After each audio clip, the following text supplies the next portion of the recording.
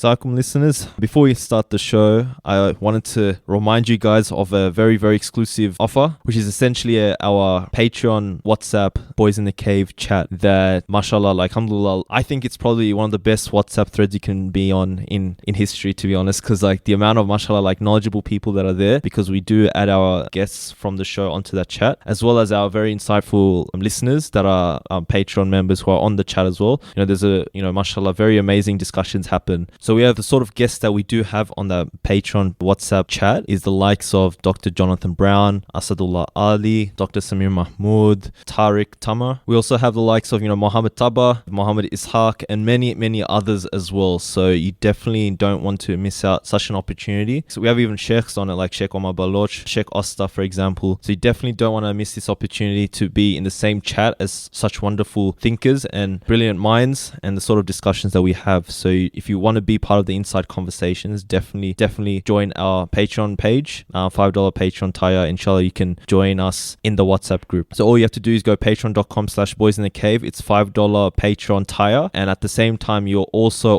benefiting our project to keep on going smoothly, and at the same time also better our production quality, and inshallah we can improve better and then think about going into video, and that can only be done through your help. So inshallah, I hope people jump onto that and look into that, and also at the same time benefit BITC. So thanks for that, and I'll get into the show inshallah. So hope you enjoy the show.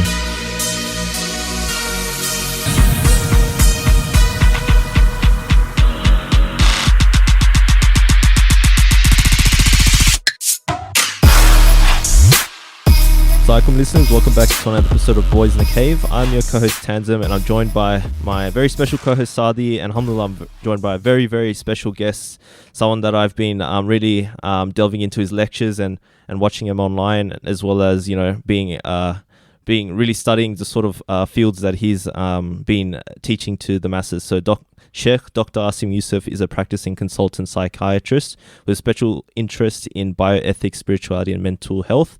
He holds a number of ijazas, formal teaching authorizations in classical Islamic disciplines, and has authored works in spirituality, history and Islamic law.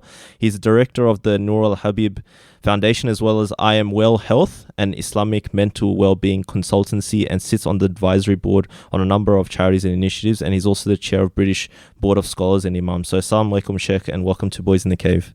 Wa alaikum salam, jazakallah khair, and welcome to it, and assalamu alaikum to everybody listening. I'm very honored to have you on because I've been, as I mentioned earlier, been watching your lectures, and because we're based in Australia, me and Sadi, so we're always we can only binge on the lectures of scholars of around the world, especially in the West. So it's an honor to have a conversation with you, because I think that because I was inspired specifically with the anatomy of the fatwa sort of conversation, because he gave a bit more of a dynamic sort of take on scholarship and Islamic scholarship and fatwas and all that.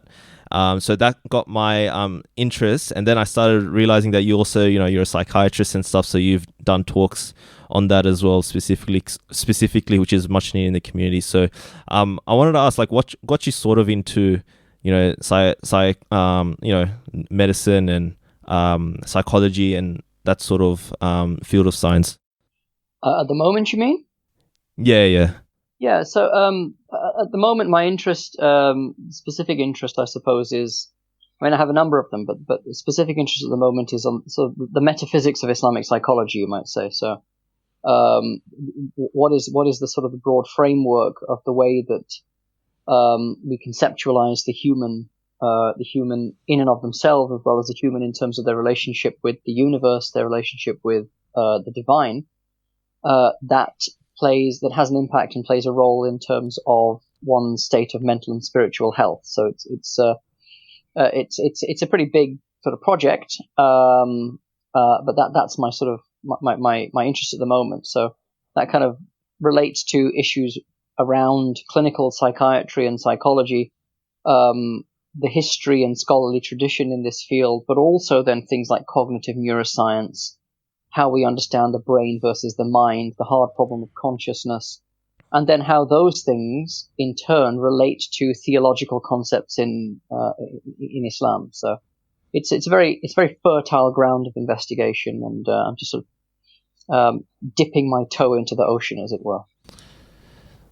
That's definitely interesting, because I guess as Muslims, growing up in this day and age, essentially, you have the Sam Harrises sort of bombarding with the idea of hard materialism or consciousness, and then you're Muslim growing up, you have theological sort of grounds to sort of live by in terms of principles, and then you're sort of having to navigate all those isms. And I want to also ask, like, what sort of made you interest in because I know that in the Anatomy of a Fatwa lecture that you gave, you also mentioned that you wrote a book about the prayer times of UK, and going into depth about that. So it seems like you have your sort of feet in two different kind of sciences, in multiple sciences actually. So what sort of got your interest into that sort of side of things as well?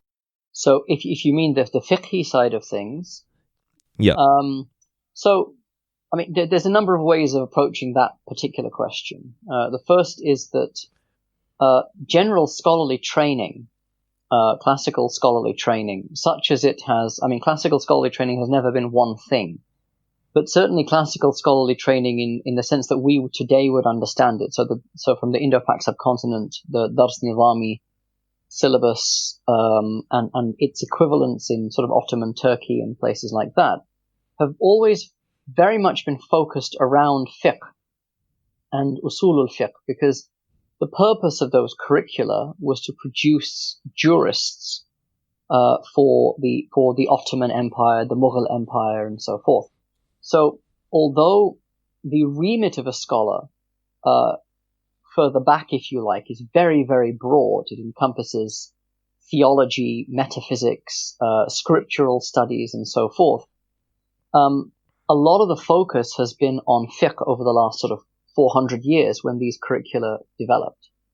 And so to the extent that what we understand today by an alim is very similar to what we understand by a faqih. It is a person who has particular skills in jurisprudence. Now, that doesn't necessarily have to be the case, and in fact, we probably should be aiming at broadening out that sort of curriculum, certainly at the higher levels, so that people have the option to sort of, if you like, specialize in theology, or specialize in scriptural studies, tafsir, and so forth. So you end up with what actually was the case, and probably the Ottomans were the best at this, that you had classes of scholarship. So you had theologians whose particular skill and interest was dealing with questions of belief, doubts about belief, and so forth. You had those who had particular interest in hadith and what have you. So you got these different sort of specializations. And in Ottoman times, because the Ottomans were like this, that they would, it'd sort of be a different colored turban you would wear. So if you were a muhaddith, you'd have a particular color of turban. I don't know the details. I think muhaddith was purple for some reason, but, a scholar of Quranic tafsir was a certain color and so forth. So you as a layman walking down the street, if you had a particular question, you literally just have to look for the right color of turban, and you can go and ask that person your question. We've kind of narrowed that down now so that it's all about fiqh. And as you've mentioned prior, what you were saying before, that actually a lot of the questions that we have today are not about fiqh at all. A lot of the really important questions that we have today are actually about belief. They're actually about theology. It is about directly tackling people like, if you like, what they call the four horsemen of new atheism. So, so Sam Harris as a particular example as someone who comes from a hard materialism, neuroscience background. How do you go about answering some of those questions, the questions that he poses, the challenges that he poses to belief, and so forth? So those things are important, but obviously my training, as with most scholars, inverted commas, is very focused on fiqh. So the reason for that particular book, which is kind of 300 pages on a really specific topic, which is Fajr and Isha times in far northern countries. So you can't get more specific than that, really, as a question. And it seems pretty, it seems like a pretty arcane topic, except that when you're in the UK, especially around summer, it is not clear at all when those prayer times enter and exit. So it is not clear at all when Fajr begins, when you look for the actual observational phenomena that denote the entry of Fajr and so forth. So there's a lot of controversy. I mean, think about, you guys all know, because this is everywhere, you guys know about the moon sighting controversy, for example. Yeah. Do we follow Sadi? Do we, follow our own sighting, etc., etc.? These sorts of questions. And all the heat and light that is generated around those questions. We have a similar issue. We have that issue too, but we have a similar issue around what time do I start my fast of Ramadan? When can I pray Taraweeh or an Isha and Taraweeh in summer? So there were a number of answers that were provided, none of which were particularly satisfying. So I sort of set out to initially just to author a paper on it, to be honest, more than anything else. It turned into a book because as I was going through it, you realize that actually this is not just about what it says in the fiqh books.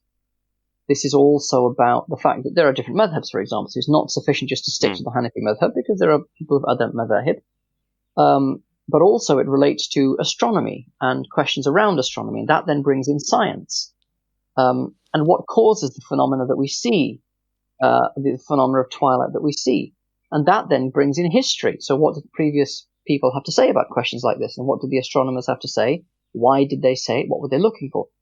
And that then brings in the question of actually what do we see? And I realized that no one had actually really done a thoroughgoing study where they had actually gone out and looked to see when the dawn breaks. For example. So I sort of put all of that together. The study, the field study was fun. We went with friends. It was, kind of standing outside in the freezing cold, in the pitch dark for hours on end, waiting for the break of dawn. And dawn doesn't break; it kind of sneaks in through the back door while you're not watching. So that was one of the lessons that we learned. But the book kind of brings all of that together and then offers suggestions. So it's So that's where it came from. It was a real live question. It still is a real live question in the UK. Because for all me having written the book, I'm not sure how many people have actually read it. So it's still a live question in the UK. And this is the nature of fiqh, that something which at first glance seems like, oh God, you guys can't agree on anything. Yeah. And this is surely really, really simple. It's like page 1 of Kitab al-Salah, isn't it? Yeah. But when you get into it, it's actually a lot more complicated and a lot more nuanced. And I think, grew as a scholar, as a student of our, great classical tradition, and as a researcher in the process of writing it. So I'm very grateful to have had the opportunity to do so. Alhamdulillah. I think we have it easy, in our part of the world anyway, in relation to that specific question as such. I mean, the controversy is still here with the number of degrees and so forth, and I think it makes about a 20-minute difference. But, people have tried to reconcile it between fasting and praying time. So you finished, do the imsak, at the earlier time, and you pray Fajr at the later time. And it's not as, pronounced, I guess, as the northern end of the world, I guess. But yeah, clearly it is an issue, and you need to do those. The work you've done, mashallah, is quite groundbreaking in this regard, and inshallah it'll make courses way through. I'm sure it will. I'm sure it will at some point. But yeah, I mean, So the idea of there being an earlier time and a later time. The question is, of course, when are those times? So actually, as a part of this research, I've got involved with the group. An international group who are actually looking at exactly this question. And the question is probably broader than just the UK, in terms of the whole 18 degrees, for example, and what does 18 degrees actually signify? And one of the things that I comment on in the book is that actually 18 degrees is astronomical dawn or dusk, but that's a very, very that has a very specific definition. It's there for a reason, and that reason isn't necessarily about prayer times, but these questions and that sort of, stop eating or do imsak at the earlier time, pray at the later time. In your part of the world, you're kind of 30 degrees away from the equator, I suppose, 30, 35 degrees away from the equator. Yeah. and it's the gap's probably 10-15 minutes at most. Yeah, in the something UK, like that. yeah, in the UK it can be up to an hour between those two times.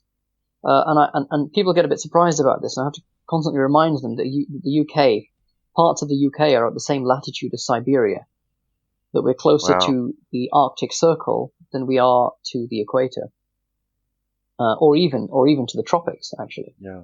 But there we are.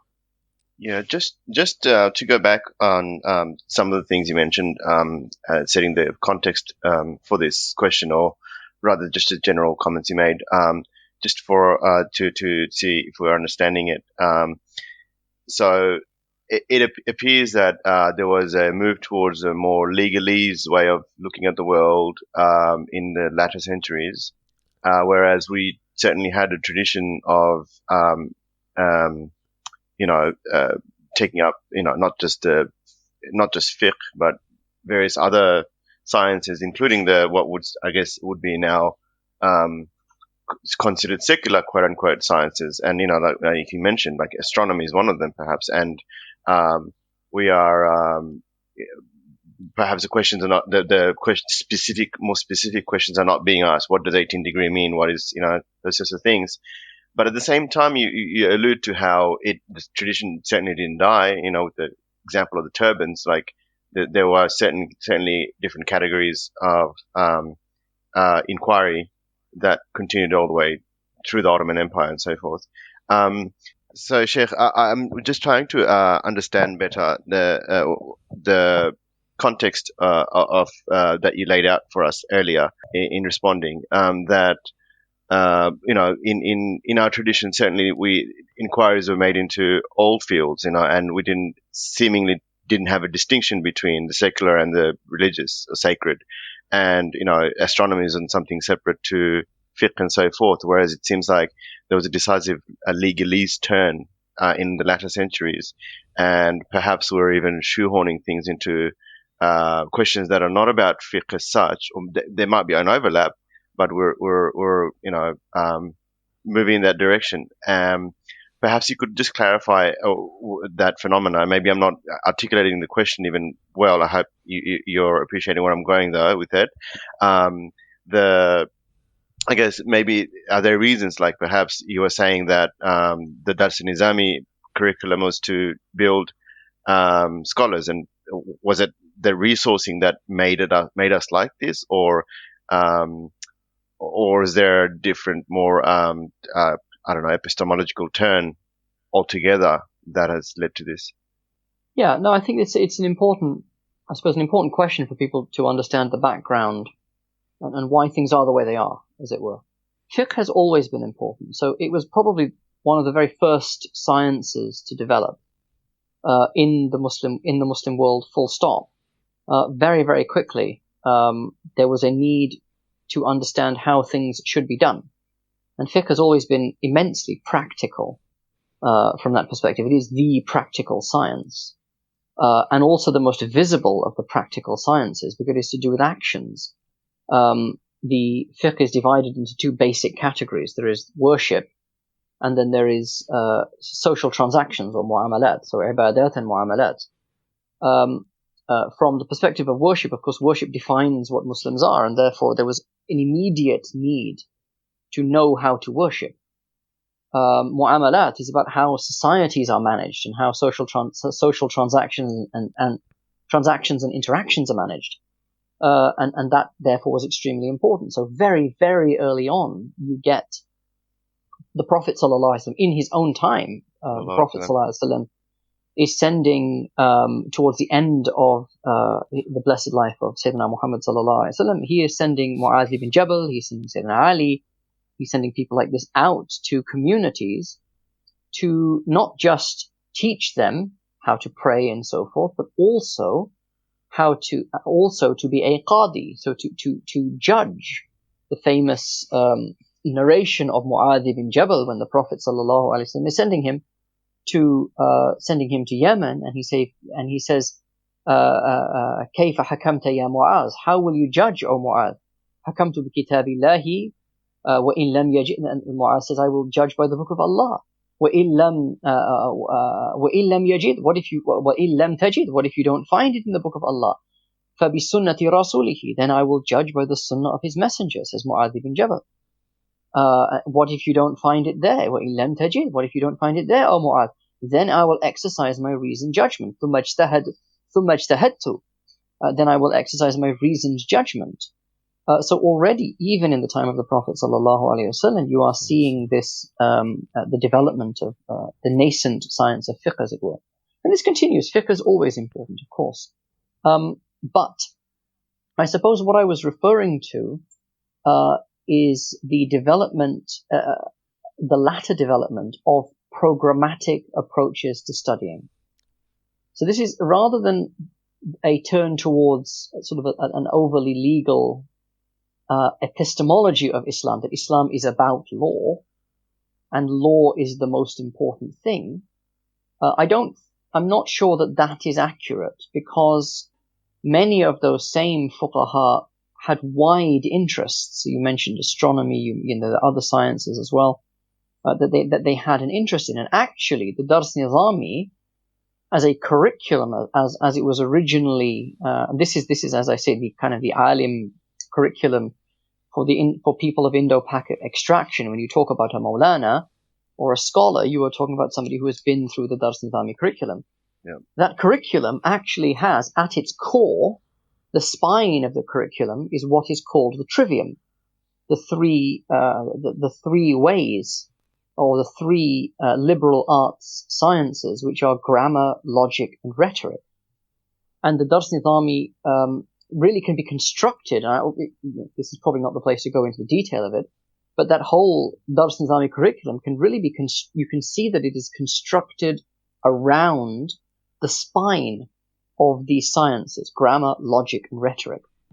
It also includes what is called the quadrivium, the four science. If you've got the liberal arts and you've got the liberal sciences, and one of those was astronomy, mathematics, and geometry were considered separate sciences, and the fourth one, interestingly enough, was music. And that would have been sort of things like tajweed, maqamat, that sort of stuff from kind of a traditional Islamic perspective. So those are there, but the real focus in the Dars Nizami was fiqh and usul al-fiqh. So jurisprudence, that is to say the sharia, and the principles of jurisprudence, that is to say how you derive law.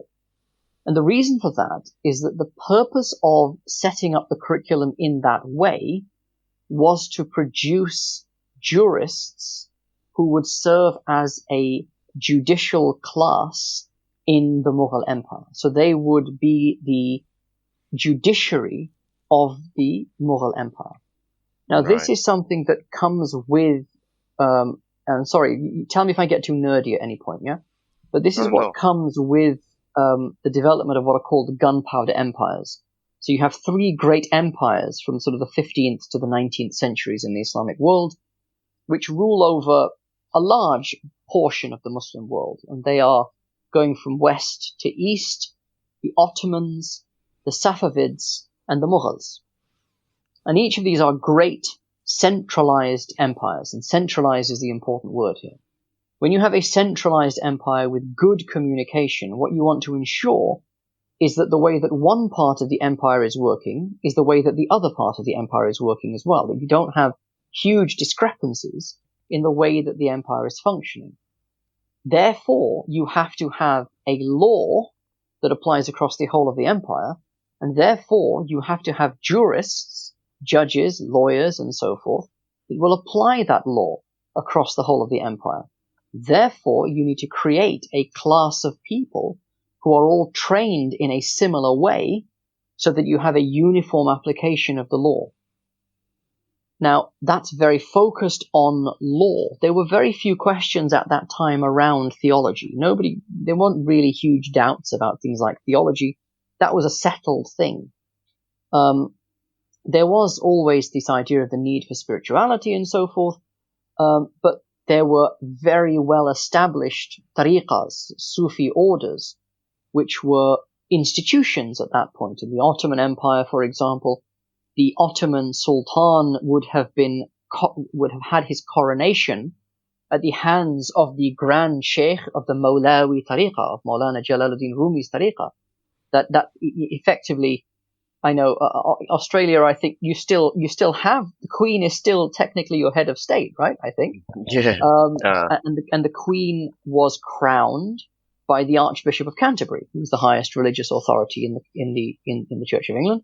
Similarly, at that time, the Ottoman Sultan would have been crowned by the Grand Sheikh of the Mawlawis, of the Mawlawi tariqah. So you have a very established system of spirituality to cater for people's spiritual needs and progress. In the Mughal Empire, from a Sunni perspective, again, you have the Chishtiya, you have the Suhrawardiya, very strong tariqas that sometimes were co-opted by the state, but at other times served as like a voice of moral opposition against the state. But that's sort of taken care of.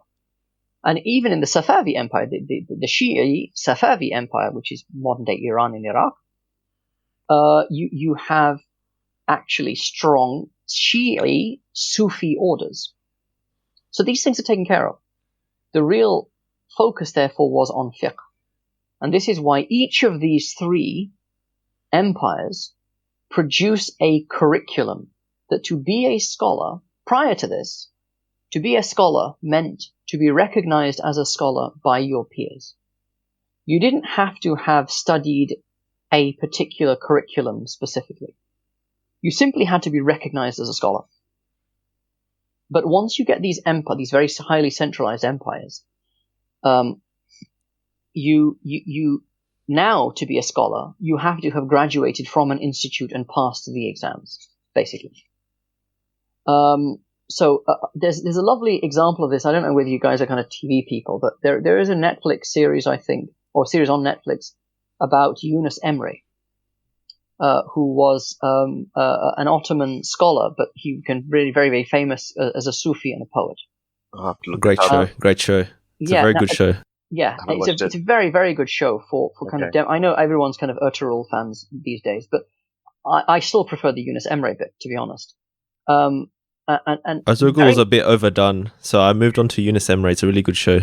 Yeah, well, absolutely. So the very first episode, you see, and if you don't watch anything else, watch the first episode to get a sense of what I mean.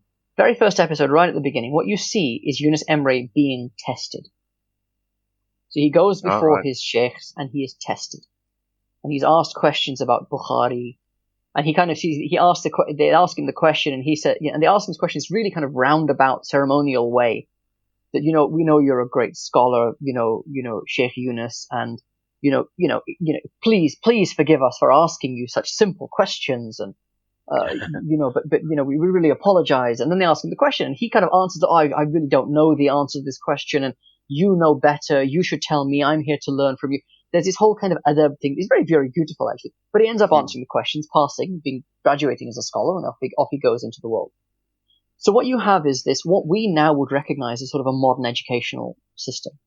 You go through the school years, you gradually learn more and more complicated things. You have an exam at the end, you pass the exam. You go on to university, you do the same thing. You graduate, you're recognized as a professional. And in each of these three empires, you have this. Now, the Ottoman one has kind of collapsed because of what happened post the Ottoman Empire, Ataturk, and so forth. The Shi'i one is still going. So you have Qum, which is kind of the center of kind of intellectual life in Iran, religious intellectual life, I should say. And then the great madrasas in the Indo-Pak subcontinent have kind of kept going despite the British Raj and despite whatever else has happened in India since. And they have very much the same curriculum, and so in the Sunni world anyway, those curricula are still very focused on fiqh. So one of my critiques of the Dars Nizami curriculum is that you're all dressed up and nowhere to go when you finish it. So you've basically been trained to be a jurist in the Mughal Empire, but there is no more Mughal Empire. And actually, nobody particularly needs your jurisprudence either. It needs, I think, just as those curricula were focused on a particular purpose and a particular goal, I think we need to look at scholarship today and say, what are we trying to produce? What's the aim? What do people need? And actually, certainly in places like Australia, places like Europe, UK, West, and so forth, and America, and so forth, people probably need a bit less fiqh, or they need the fuqaha to think in a slightly different way. But you actually need there's a real need for theological expertise. There's a real need to be able to explain God, the purpose of your life, why the universe is the way it is, where you're going, and so forth, in a way that makes sense today, that you would recognize as true. And I don't mean just because a Maulana has told you. I mean, you recognize it as true because it kind of chimes with something deep inside you. So I was talking to somebody quite recently about sort of a crisis of faith that is a real issue at the moment. And yes, shedding light on the dawn is all about Fajr and Isha times, and that's important, and I'm glad I did it. But really, if someone's asking what time do I have to break my fast, then my immediate response is Alhamdulillah that they're asking that question, that they care enough about their afterlife, that they care enough about their relationship with God to ask that question. Sorted already. Yeah, and just the fact that you are asking that question is a blessing. To say nothing of what answer you receive. There's a lot of, mashallah, a lot of gems in that, like this, in terms of, I guess, it comes down to essentially like, how do we, as Muslims, and we have Islam and the tradition, Quran and Sunnah, how do we sort of essentially navigate like issues of modernity? And one of those, as you mentioned just now, is like, understanding theology in light of, all the isms and schisms that we have to encounter in today's day and age. And also, I guess, navigating the fiqh in the sense of, we're just learning perhaps, texts of old, but for like, there's no Ottoman Empire. So like, essentially like, why are you sort of learning it with the rulings for, I guess, what would have been applied in the Ottoman Empire for now? Like, how does it translate across? So I guess these are really big and deep questions to explore. And in terms of, because it was interesting you brought up the Trivium and the Quadrivium. I know that, for example, Zaytuna College sort of follow that model. And you made that comparison with maybe the Dars and Nizami of old, kind of, following that sort of model essentially. Would you say that, I guess, something like, the sort of methods or the approach that like a Zaytuna College does with its sort of curricula is the sort of perhaps way of approaching? Because the Trivium and Quadrivium is specifically, it tackles, rhetoric, logic, grammar, etc. And the Quadrivium, from memory, it's is it astronomy as well, music, etc., etc. These are sort of unheard of in terms of Muslims, essentially having to sort of learn this and grapple and having a kind of wide understanding of, certain sciences. Would you say like that's, I guess, the sort of Zaytuna curricula, and I'm sure there's probably other institutions that are replicating similar sort of curriculums. That's the sort of approach we have to take in terms of essentially navigating issues of modernity and how we sort of practice Islam in this day and age. I think that's a really good question. I think I think it is what we require more than anything else is people who are grounded in tradition but who can also think, basically. And these liberal arts are effectively teaching you to think, how to think. That's not to say that they're gone and disappeared. So what are called what the Trivium is called in Arabic, it's the ma'qulat, so the rational sciences. And I have friends who have studied Euclid's Elements. So that is kind of the mother work of geometry, if you like, in the world, as it were. They've studied Euclid's Elements in Arabic as part of their scholarly studies. Now, how well have they understood it? That's probably a different question. If geometry is hard enough trying to learn it in a foreign language and without diagrams is it's asking quite a lot of people. Similarly, logic is still taught. Rhetoric is still taught. The question of how well it is taught and how well it is imbibed, that is a very different question. And there is a very, I would say that there is a very high degree of variability with how well students grasp these topics. And because there is a high degree of variability about how well they grasp the ma'qulat, there is also a high degree of variability about how they then grasp the manqulat, or the transmitted sciences, of which fiqh and theology are central. What do I mean by that? So, fiqh is not simply about learning a list of what is halal and haram, a list of what are the wajib acts of prayer and what are the makruh acts in wudu. That is there, but it is basic fiqh. That's the first thing that you learn. Any scholarly curriculum will go beyond that, and will look into the whys and the wherefores of these. Why are certain things wajib? What does it mean for something to be wajib? Why are the rulings the way that they are? Now, in order to understand those issues that come up in the books of fiqh, it is assumed that you do know how to apply logical principles. When it comes to things like tafsir, or reading or studying the works of hadith of the Prophet ﷺ, it is assumed that you know the principles of rhetoric. You know, for example, that when the Prophet ﷺ says all, he doesn't necessarily mean all. He means most. That is a very simple principle in rhetoric. It's called mubalagha, or exaggeration for effect.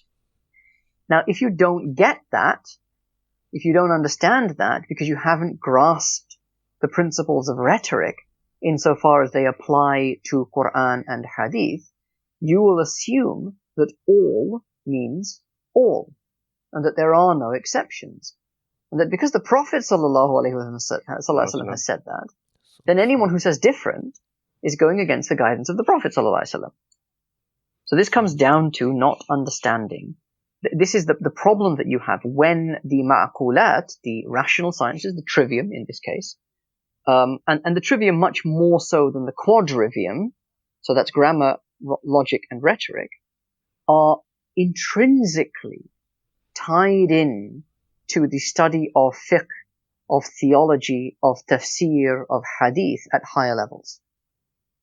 Such that if you don't get rhetoric and you don't get logic, you won't really be able to properly grasp fiqh, theology, and so forth. But worse, you won't understand that you haven't properly grasped fiqh and theology. So you are ignorant of your ignorance. And that is a very bad place to be. To not know that you don't know, and to think that you do, is, from a psychiatric perspective, to be deluded. The definition of a delusion is to not know that you don't know, or to not know that you've grasped reality incorrectly. And that is a very dangerous place for a scholar to be. So, really, it's not perhaps that these subjects are not taught, but that they are not given the emphasis that they should be given their relationship to, inverted commas, the important things like fiqh and theology. And also, I think the quality control of how well they are assessed is something that needs looking at.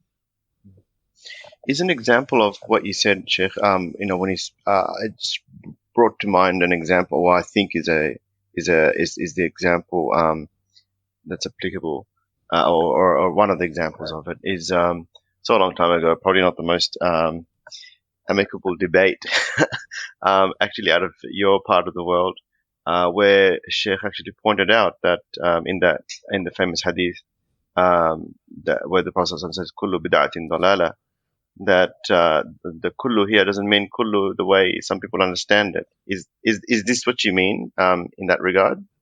That That's a good example, Yeah. and that's clear from the hadith itself, actually. Just how that hadith was understood by the Sahaba. If every single new thing was a bid'ah, and every single bid'ah was misguidance, then we've got a big problem with the Quran, the Mus'haf, because the Mus'haf was not compiled in the time of the Prophet ﷺ. Yeah. So clearly it cannot mean that. But yeah, that's a good example. And you see, another example, perhaps a slightly less contentious example, is that there are probably around 40 hadiths where the Prophet ﷺ says, "La yu'minu ahadukum hatta." Not one of you believe until ... until you love me more than your parents and your children and your own self, until you love for your brother what you love for yourself, until, and so forth. And there are a number of these hadiths. Now, taken at face value, la yu'minu means he does not believe, or you do not believe. You are not a mu'min. Is the Prophet ﷺ saying that if you don't love for your brother what you love for yourself, you have rejected the deen of Islam? Now, I really hope not, because we'd all be in real trouble if that was the case. And of course that's not what the Prophet ﷺ means. But if that's not what he means, why does he say it? This is exaggeration for effect. What this means is, you have not attained perfection in your faith until ... So this, again, is something that you would... I say you study it in rhetoric. I mean, you don't study it. It's something that's kind of said to you, and you kind of go, yeah, okay, all right. I get that, because that's how we speak. The Prophet ﷺ spoke in a natural way. He didn't speak in legalese. He didn't speak like a lawyer who is constantly considering, how is this going to be seen in court? Do I need to add a caveat in here? Do I need to say here so under, as previously referenced in paragraph 13.5.6? That's not the way that the Prophet ﷺ spoke. He spoke like people speak. He had idiomatic speech. And so part of rhetoric is understanding the nuances of idiomatic speech as in the time of the Prophet ﷺ. So for you guys, for you to say, no worries, mate. So what do you mean no worries? I have worries. Why are you telling me that there are no worries? That's not what you mean. If I were to say to you, I could murder a cup of tea right now, I don't mean that I intend to kill a cup of tea. I mean, I really want one. Yeah. When I was growing up, and I said, what do you think of that book? Oh, it was wicked, man. Wicked, wicked means really good. It doesn't mean evil. So the Prophet ﷺ, in the time of the Prophet ﷺ, they had exactly the same sort of thing. They would use these sorts of devices in speech. So a simple thing. This is a very simple thing. And to be honest, you don't need to study rhetoric to get this. This could be explained to you while you were studying the hadith. All right? But there are other things, especially when you come to the study of Quran, where you really, really, really need to understand rhetoric. Otherwise, you will completely miss the point. So, as I say, I think, coming back to the question, places like Zaytuna, places like in the UK, the Cambridge Muslim College, are not reviving something that has been necessarily lost. These things are still there. You can find them in the curricula that are taught today in Deoband, that are taught today in Bareilly, and places like this. What they, I think, are doing well is that they are bringing those subjects to the fore, explaining their importance, explaining how they relate to the inverted commas important subjects like fiqh and theology and so forth, and ensuring that they have good students, good teachers, and good processes of assessment. And that latter part is probably the real key, the real thing that we need to work on. We need the most naturally gifted, as students, male and female, to take up the religious sciences. We need to generate interest in other fields. So, I'm sometimes kind of, foolishly held up as an example of somebody who has, both, done well professionally, but also done well religiously. That, so see, you can be a doctor and a scholar at the same time. Look at Dr. Asim, that type of thing. And there are many, many other examples of this, of course. But the fact that there is this idea that, well, if you're a Maulana, then you can't be a doctor. Or if you're a doctor, then you can't be a Maulana. That's a real problem. And in fact, you need people who know how to study, who can absorb information quickly, who have the ability to do critical thinking. You need those people really to be serious about the study of Islam, because Shafi'i, going back all the way to the time of Imam Shafi'i, he listed 6 qualities that you need in order to become an alim. The first quality he listed was natural intelligence. That's the first one. The last one he listed was tulu zamani, which is a long period of time studying. There are others in between, but these two, people who are naturally intelligent, quick-witted, quick on the uptake, and who can devote, if not an intensive period of time. I have never studied at a seminary, for example. I've never full-time studied Islam. I've always studied it part-time, but I've studied it part-time for 10, 15, 20, now coming to 25 years. Those are the key things that you require. Because the sciences of our religion are very subtle. They are nuanced, and they require wisdom to teach them and intelligence to understand them.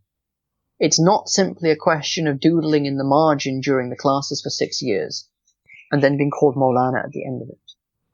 That doesn't do you any favors, and it doesn't do those who you will at some point teach or give advice to any favors either. And that, by the way, is only from the academic perspective, and not even touched on the pastoral things that are required. Somebody comes to you and says, look, I'm not sure if I believe in God anymore. And you launch into the cosmological argument. Yeah? Without taking a breath to ask them why. Well, because this, why, what's the issue? Well, there's so much suffering in the world. Look at the 2006 tsunami. Look at what happened in this part of the world. Look at how people are suffering. How could any God allow this to happen? Well, the cosmological argument is not going to help this person. They're hurting. This isn't an intellectual issue. This is an emotional issue. I wanted to ask Sheikh, sorry, I'll just quickly jumping before I lose you on the point before, mashallah, there's so many ways I can, I wanted to ask 2 sort of big questions, because you mentioned a lot of important things that we need to sort of talk about in general. Firstly, I guess in regards to, having those critical skills and understanding nuances, and then kind of understanding the tradition, I wanted to also ask, because I guess it kind of segues into the topic that I do want to also talk to you about, which is psychology. But one of the things, for example, when I read Abu Zayd al-Balkhi's Sustenance of the Soul, for example, it would allude to times where it talks about the temperaments, right? So I assume that, for example, reading this text at times, maybe it was presupposed that people actually know about the 4 temperaments, or and for example, when I was talking to Ustad Muhammad Ishaq, I think he mentioned to me once that there was another person that he knows who's a student of knowledge that was reading and understanding, tafsir of old, and they also mentioned the 4 temperaments, but the way it was translated, it meant watery person or something, and it didn't really make sense, and they just kind of glossed over it. But I guess underlying that would have been that they would have to have actually had an understanding of the 4 temperaments in order to understand it holistically in terms of the tafsir, what the person was trying to say, or the scholar was trying to say. So I guess it kind of shows that, I don't know if your perspective on it is, but would you say that there's also this kind of element, we talked about having this sort of understanding the nuances of language, for example. But what about in terms of also the sort of text that our scholars wrote about in the past, which we read now? We just think, okay, it is what it is, but then there's actually sciences that you have to kind of know beforehand in order to understand that text holistically, that we sort of gloss over, and we don't, we only get a partial kind of idea of what the, I guess, author intended, because we don't actually have the full understanding of the sciences that he's speaking from, and the perspective that he's speaking from. I'll ask another question after, but I don't know if that was a bit rambly, but I think that was a bit in that. No, absolutely. So you've touched on something that's incredibly important, which is it isn't what it is. That text is written in a context. So there are, I suppose, three things that you need to consider at least. One is text, and this is for anyone who is studying traditional Islam, which I know now is become kind of a trademarked term, but what I mean is Islam through its scholarly tradition. Any text comprises of text, context, and subtext. And it is important to have a sense of the context and the subtext if you want to properly understand the text. Because of this, one of the most important things that scholars or students need to study is history. At the very least, the history and the circumstances of the text that you are currently reading. So if you are studying the Fiqh manual of Imam al-Quduri, for example, or you are studying the Riyadh al-Salihin of Imam Nawawi, it's really important that at the very least, that the introductory lecture gives you some idea of the social context in which Imam Nawawi was writing. Not just about Imam Nawawi himself. That's important too, because sometimes authors have biases. They have hobby horses. I don't know whether you Australians get the phrase hobby horse, but it's kind of it's a thing that you kind of go on about. It's like your pet hate, or kind of your pet peeve. It's the thing that's really important to you that you keep on coming back to. So it's important to understand the individual, and you get to know the individual as you are reading the text. But there is a context in which you are writing. So there is a context that Nawawi was writing, and things were happening in his time. And at least part of what he is saying is a commentary on what is happening in his time. No scholar writes for people in 1,000 years' time, right? No scholar worth their salt is thinking about the eyes of history upon them, and how people 200 years from now are going to judge them. They are writing for the people of their time, and therefore, what is relevant and what they focus on will be what is relevant in their time. Okay? So it's really important to have some sense of this. Now, the example that you gave is a really good one. He's a watery person. What does that mean? Now, Balkhi, I'm pretty sure. I mean, I've looked at the very least the other chapters in Balkhi's work. So the Sustenance of the Soul is kind of the last chapter of the work that Balkhi wrote. Masalih al-Abdan wal-Anfus, the rectification of bodies and minds. And the section that has been translated is the mind bit, the psychology bit. But he's got kind of 13 chapters prior to that on the body. And I don't even think he gives, I think maybe there is, but he doesn't spend a huge amount of time talking about temperaments, because that was just so well known. It would be like me saying to you, so you have a heart and lungs and a kidney and 2 kidneys and a liver. You're like, yeah, doc, I know that. Why are you telling me something I already know? Knowledge of the temperaments, the 4 temperaments, was very well known. Certainly in educated circles in that time. That is simply how the body was viewed in that time. It therefore didn't even need to be focused on or mentioned, because people basically, what sort of ailments you might get if you have a particular imbalance of your humors, that's fine. But the fact that there is such a thing as temperaments, yes. Now, many of us have absolutely no idea about this. No idea that there's this idea of four humors and, your temperament is based on, where on that spectrum you sit and so forth. So when we come across something that talks about Ghazali, for example, mentions this occasionally in the Ihya, and he mentions it in passing. He doesn't explain it. He just mentions it in passing. Now, if you are reading this in the Arabic, you are just going to be absolutely flummoxed when Ghazali starts talking about fire and water. You suddenly got no idea what he's going on about. Elements, the unsuriya, the anasir al-arba'a, the four elements. And you're like, what? What's he going on about? You look up the word in the dictionary and you're thinking, I don't know. Is this something to do with a sparrow? Because the word sparrow resembles the word unsur. Is he talking about four sparrows? What's he talking about? So understanding that context becomes very important to avoid you getting confused about the text. Now those are kind of comical errors. The tafsir example that you gave is like a comical error. But there are much more important things that are of relevance. So, for example, if you look at the chapter of zakat in a book of fiqh, 90% of the chapter of zakat is talking about livestock, crops, agriculture, and things, and for some reason, mines and precious stones. And then there's a bit chucked on at the end about liquid cash, basically, which isn't even called liquid cash.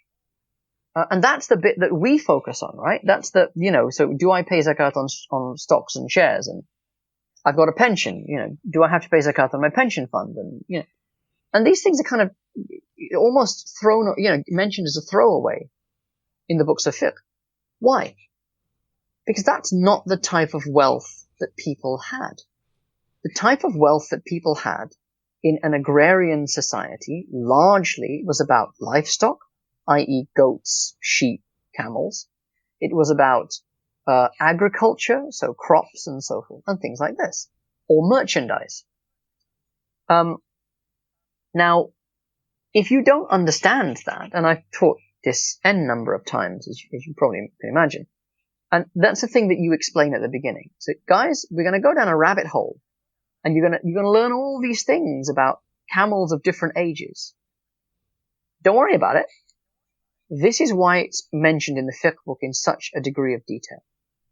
It's really not relevant to us. Usually at the beginning of this thing, I will say, does anybody here own any animals other than pets? And nobody's hand goes up. Right.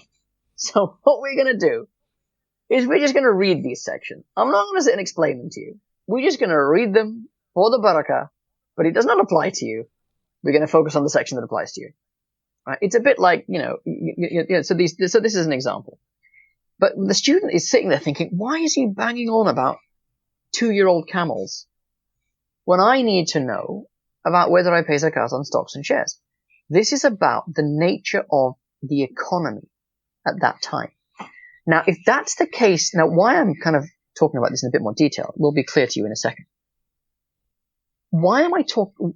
If that's the case for zakat, then what about actual financial transactions? If liquid cash and the zakat on liquid cash is mentioned in kind of 2 pages as an afterthought at the end of Kitab al-Zakat, what do you think the book of trade is going to focus on? The actual commercial law of classical Islam. It's going to be exactly the same things. It's going to focus on these sorts of trade. These types of trade. Crops for animals and animals for and so forth. It isn't going to have anything that directly relates to stocks and shares, derivatives, futures, and these other kind of complex financial transactions that really I don't understand. It's not my thing. It's not my field. But as an example, the British Board of Scholars and Imams at the moment is putting something together relating to student loans. Now, I think this is probably a thing in Australia as well, because I know some of the Australian guys have reached out to us about this. But the question of student loans, and is it permissible if you're going to university to take out a student loan? And we got a WhatsApp group with, kind of 200 and some odd ulama and kind of academics and stuff on there. And I'm telling you, there have probably been about 3,000 posts 3,000 posts on that WhatsApp group about people arguing about whether it's permissible or not. Yeah? To such extent that we just created a separate group and now we're putting together a paper. But what does it relate to? It relates to, is the student loan actually a loan from a Sharia perspective? Because interest-bearing loans are haram. Nobody disagrees with that. Interest-bearing loans are haram. Is a student loan actually a loan? The way that it is set up in the UK, is it actually a loan? Or is it is it analogous to another form of classical transaction that are spoken about and that have rulings?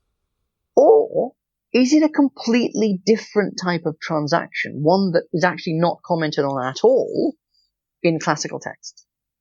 So here you have a problem, a fiqh problem, that is very much relating, is about how do the root of this problem is how do I take an economics that was designed for a particular type of society and that comments on a particular type of society and the way that transactions occur in that society, and translate it across to a society where economic transactions are completely different, where actually you can get by your whole life and not touch a paper note.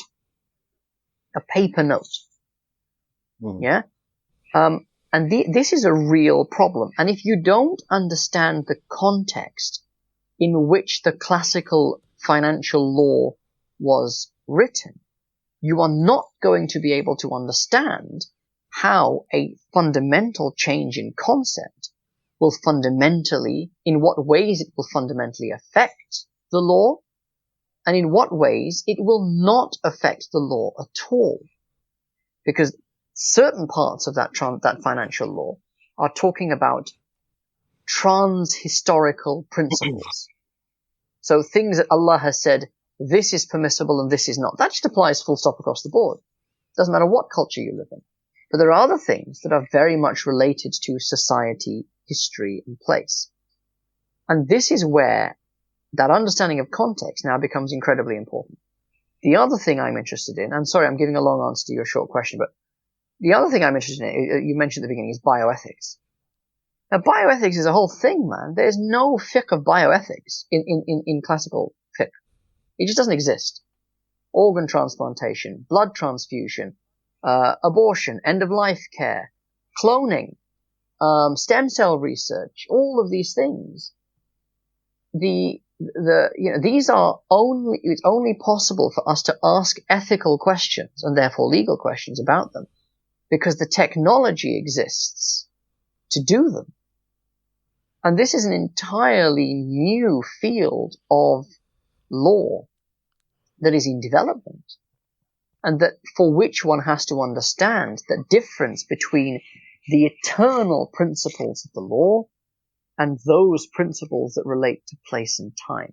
And these things have a very, very real impact on people's lives. I wanted to ask. So, yeah, sorry, go on. Oh, sorry, Sheikh. I just wanted to ask because, Masha, you touched on an important point. Like, I guess, as well, the question that I had is that, like, for example, like, Sadi gave me this a kind of Islamic Finance 101 a while back, where essentially he laid down, like, for example, how Islamic institutions do finance. For example, they pick and choose from different madhabs and then kind of do a mix mash and then kind of apply that. So I guess in modernity we've sort of have these issues that we have to kind of encounter and deal with, and the sort of discussion we were just happening now. I don't know if, like, adhering to, I guess, let's just say a madhab would facilitate or allow to have such a kind of, innovative discussion. So my kind of question would be that I guess within modernity, are you seeing a sort of convergence of, like, the madhabs into sort of like a super madhab, in the sense that, we sort of have to incorporate different tools and rulings from different various madhabs in order to, I guess, navigate as Muslims in modernity, and essentially, and also, do you see madhabs as a sort of hegemonic system, as you alluded to even in the talk you did in Anatomy of a Fatwa, where it even stifles sort of discussion. Maybe their way out of it is to sort of apply, sort of not kind of adhere strictly to, I guess, one madhab sort of thing. Because many people be like, look, like no one really strictly follows one madhab anyway, kind of thing. Is considering the sort of time and place that we live in. Yeah, I mean, I think that is again, you're asking me very interesting questions, and I hope I'm providing interesting answers to them. So the first thing here is, let's deal with modernity. Every generation will have had some variant of no one has ever experienced the things that we have experienced. Oh my God, we are in this completely unprecedented point in history, and everything is changing. We don't know what to do. This is a sunnah of the Sahaba, right? In one sense, Sayyidina Anas ibn Malik, one of the most poignant hadiths in the Shama'il of Imam at-Tirmidhi, the great work of Imam Tirmidhi, in which he describes the Prophet sallallahu alaihi wasallam. And one of the most beautiful and poignant narrations is right at the end about wafat al-Nabi sallallahu alaihi wasallam, the passing away of the Prophet sallallahu alaihi wasallam. Anas ibn Malik says that when the Prophet ﷺ came to Medina, he illuminated everything, or everything was illuminated. And when he left us, we were plunged into darkness, and we did not know where to turn. Now, that's true at an emotional level for the Sahaba, but it's also true at a more kind of prosaic level, in that you've lived through a 10-year period. Anas ibn Malik lives through a 10-year period in which effectively any question, any contention, any issue that faced the community received an answer directly from God. So whether that was through Quranic revelation or at the hands of the Prophet ﷺ himself, but you are getting answers in real time from beyond the seven heavens. Right? Now revelation comes to an end. The Prophet ﷺ has returned to his Lord. يا أيتها النفس المطمئنة ارجعي إلى ربك راضية مرضية فادخلي في عبادي وادخلي جنتي. The Prophet has returned to his Lord. Now what do you do? Now a question comes up. What do you do now? Compilation of the Quran. You are bereft. You are like an orphan. The source that you return to for answers is now not there. You cannot just ask the Prophet ﷺ. What do you do now? You got to muddle through yourself. Yes, based on the principles, of course, based on the principles of the Prophet ﷺ. But can you imagine having your, as a child, your mom and dad have got the answers to everything, and then suddenly you move away. You imagine, you're living in your house with your parents. Every time you see it, your food's cooked for you. The dishes are done for you. You kind of rock up to have your tea and that sort of stuff. And now suddenly you move away. You move to university, and suddenly you're confronted with this device, this thing called a cooker, and you're like, how what is this witchcraft? I mean, how do I make this thing work? What am I supposed to do? Yeah, and so immediately you're on the phone, Mom, how do I boil an egg? It's that sort of thing. But what if Mom's not there? You've got to figure this out yourself. Yeah, alhamdulillah. Now you just go to YouTube, right? Want to make an omelette? Go to YouTube. You go to YouTube. YouTube will teach you how to make an omelette. What if you don't have YouTube? Right? You're trying to figure this out yourself. So this, from the time of the Sahaba, they're confronted with this. The time of Abu Hanifa. Oh my, you think we're living through troubled times? Wow. I mean, the time of Abu Hanifa, this is a time of huge unrest. The Umayyads are falling. The Abbasids are coming to power. There are questions about, is it even right for them to be in power? The Abbasids, there's all this stuff going on. There are Zoroastrians on one side. There are Christians on the other side. There's Buddhist ideas. There's all these sorts of theological things going on. People are asking, how do you, what do you do in this circumstance? What do you do in that? There's all these things going on. So we're not the only people to live in troubled times. We're not the only people to think, oh my God, it wasn't like this before. In the good old days, everything was simple. Everything was straightforward. There have been periods like this, many, many periods like this in Muslim history. Having said that, we are certainly living through one of them. The nature of human life has changed more in the last 150 years than at any time from the dawn of civilization. The rate of change, of technology, of things that we are able to do, of our understanding of the universe has changed so drastically in the last 150 years that we are still trying to catch up. And that is absolutely true for theology. It is absolutely true for fiqh. And you've asked me about the fiqh bit, and that's actually the easier bit, to be honest. But there are questions being raised that would not have darkened the dreams of jurists even 200 years ago. All right? And therefore, we need to have an approach, because those questions need answers, and they need answers now, not in 100 years' time. They need answers now. Can I give my mum my kidney? Right? My mum's got kidney failure. Can I give my mum my kidney? I'm sorry, there is no answer to these questions in the books of fiqh. It just is not there.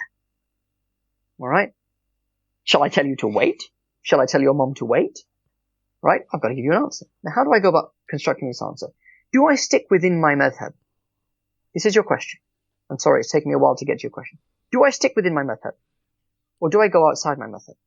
If I go outside my madhab, how far outside my madhab do I go? And with what regularity can I go outside my madhab? If I am regularly going outside my madhab, can I even call myself an adherent of that madhab anymore? Or have I joined some super madhab, to use your phrase? A lot of this depends on what you mean by madhab. Right? A lot of this goes back to what you mean by madhab. So, if what you mean by madhab is a set of rulings, that is to say, the things that you find in the Hanafi books of law or the Shafi'i books of law, then actually a lot of these questions, you won't find the answers to them in those books of law. Right? So actually the madhab, what you mean by madhab is the answers, then the answers are not there.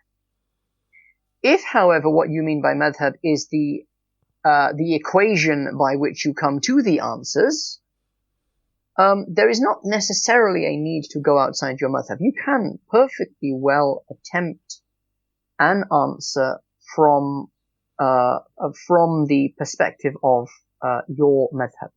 And a lot of the scholars do this, even in the fiqh councils. So when we talk about the post-madhab world, often we are talking about the international fiqh academies, things like this, who have scholars from different schools and so forth.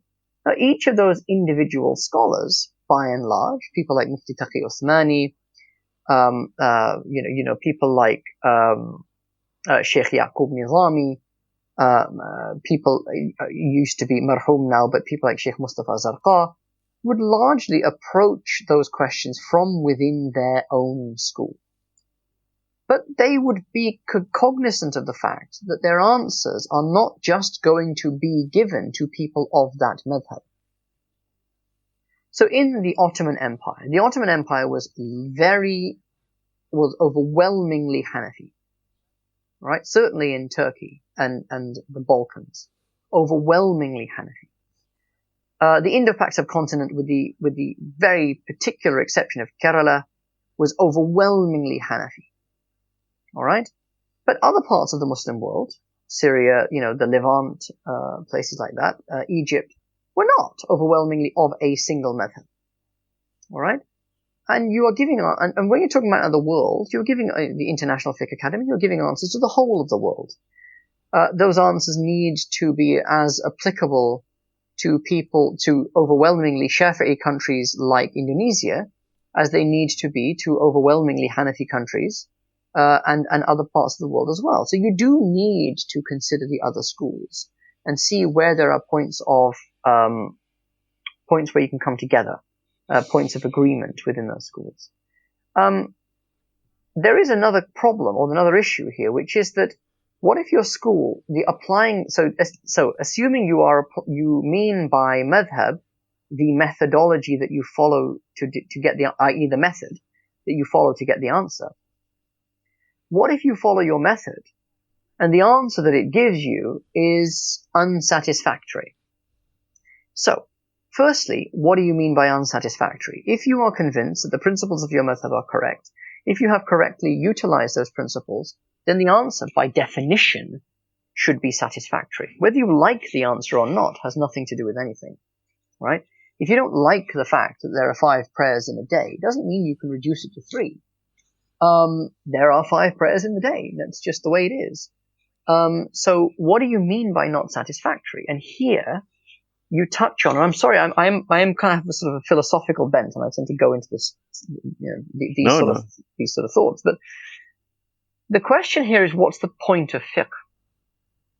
Is the point of fiqh to get the right answer? Or is the point of fiqh to get an answer that most people will be able to follow without undue distress? Is the goal of fiqh,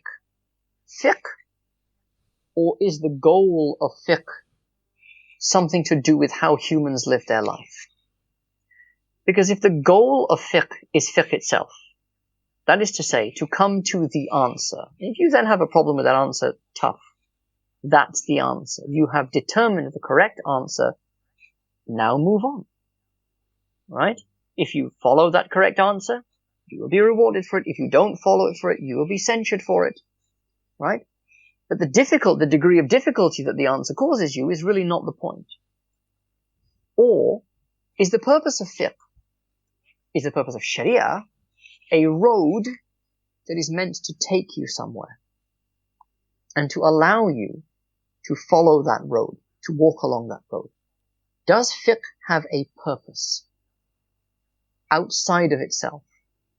And if so, what is that purpose? Now that is a very fundamental question. It's a question that when you are studying fiqh, you don't really focus on.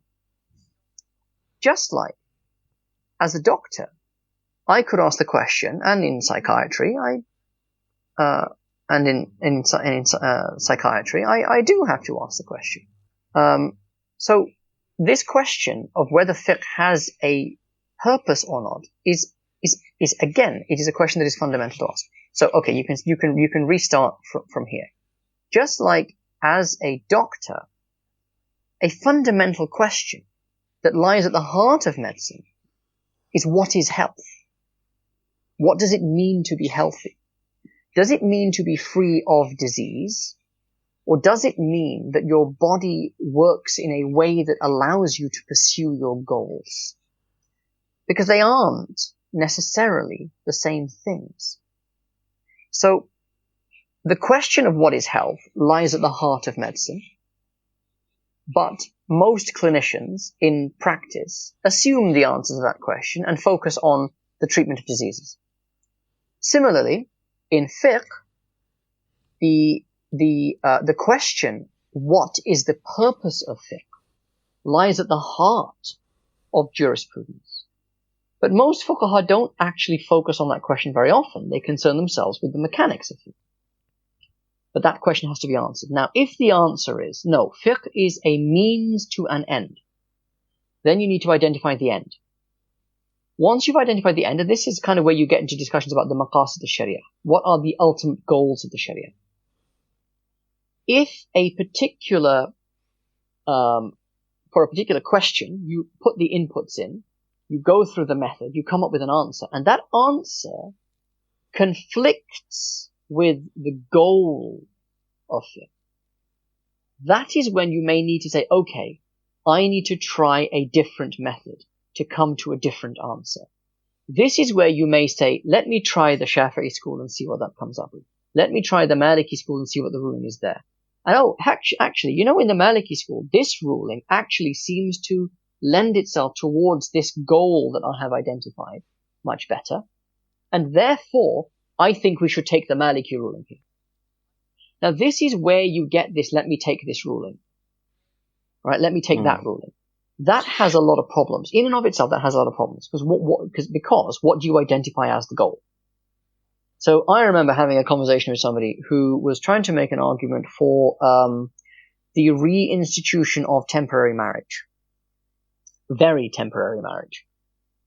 To make things easy for people. And he said, well, the goal of fiqh is to make things easy for people. And he and I had a bit of a discussion about this. And I said, I don't think the goal of fiqh is simply to make things easy for people. Because easy in what way? Easy for your nafs, right? Easy for your nafs, or to ease your path to God.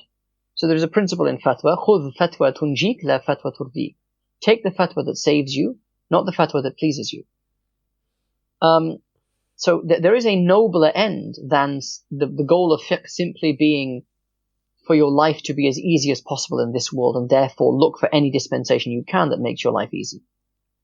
You can run into problems here when you consider the goal of insan is ubudiyya. It is to find joy and presence and peace in submission to Allah, in to come into harmony with the divine music, if you want to put it that way. To find yourself absorbed in the divine music, that is the divine command, that is the divine will, and to submit yourself to that, and to come into harmony with it.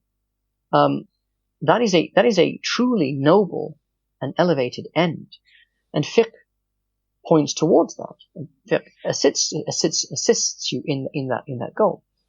So, Sheikh, yeah. Obviously, it is the fact that our age or the modernity is astronomically has changed things so much relative to other periods. But regardless, you did point out very much that in every period, people would have had these situations where no one's faced this before, and this is. We don't have direct revelation to answer our questions. But firstly, I guess I'm saying that I'm guessing you can obviously respond to this, that this contention between the goal of fiqh as to whether it's about just points of law to be derived or facilitation, in quotes, if we can say that. And in practice, like I know, I sort of what Tanzim was pointing out before about Islamic finance. My background is in finance and accounting, so I know the mechanics of the worldly ways, if in inverted commas. But when I come, like in this particular topic of finance and muamalat in that sense, it seems that especially, from if I can, name names like AOFI and such fatwa councils, the direction is decisively in favor of facilitation over what might be, the tough ends. So if you were to be strictly Hanafi or strictly Shafi, as you may be in your ibadat, let's say, you'll find that this is, you'll never buy a house, or you'll never go to university, or even for that matter, you won't be donating a kidney to your mum, right? So can we find a consistency for ourselves in this regard? Yeah. I think that's a very important point. And I kind of waffled on about the philosophy of the whole thing, but from a practical perspective, yes. And I think I said this in that talk that you mentioned about the anatomy of a fatwa, that we do seem to be moving in that sort of post-madhabi direction.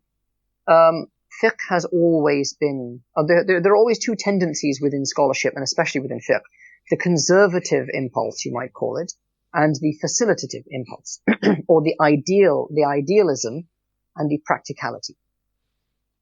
And there have always been people on different sides of the spectrum. I mean, you see this even in Ottoman times, that the Ottoman judiciary was quite pragmatic and facilitative in its approach, but there were always scholars, some very, very, very prominent scholars, who were very opposed to this tendency within fiqh and leaned more on the conservative side. So this has always been the case, I would suggest, and is a feature of fiqh right from the very beginning.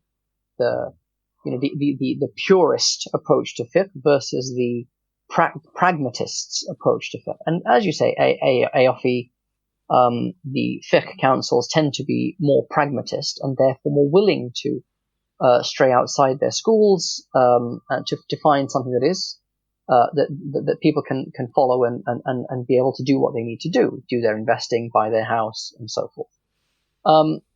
And this is because of this idea that fiqh has a telos, that fiqh has Latin word, fiqh has a purpose, right? It's there to facilitate your life in this world in order for you then to be able to seek your akhirah.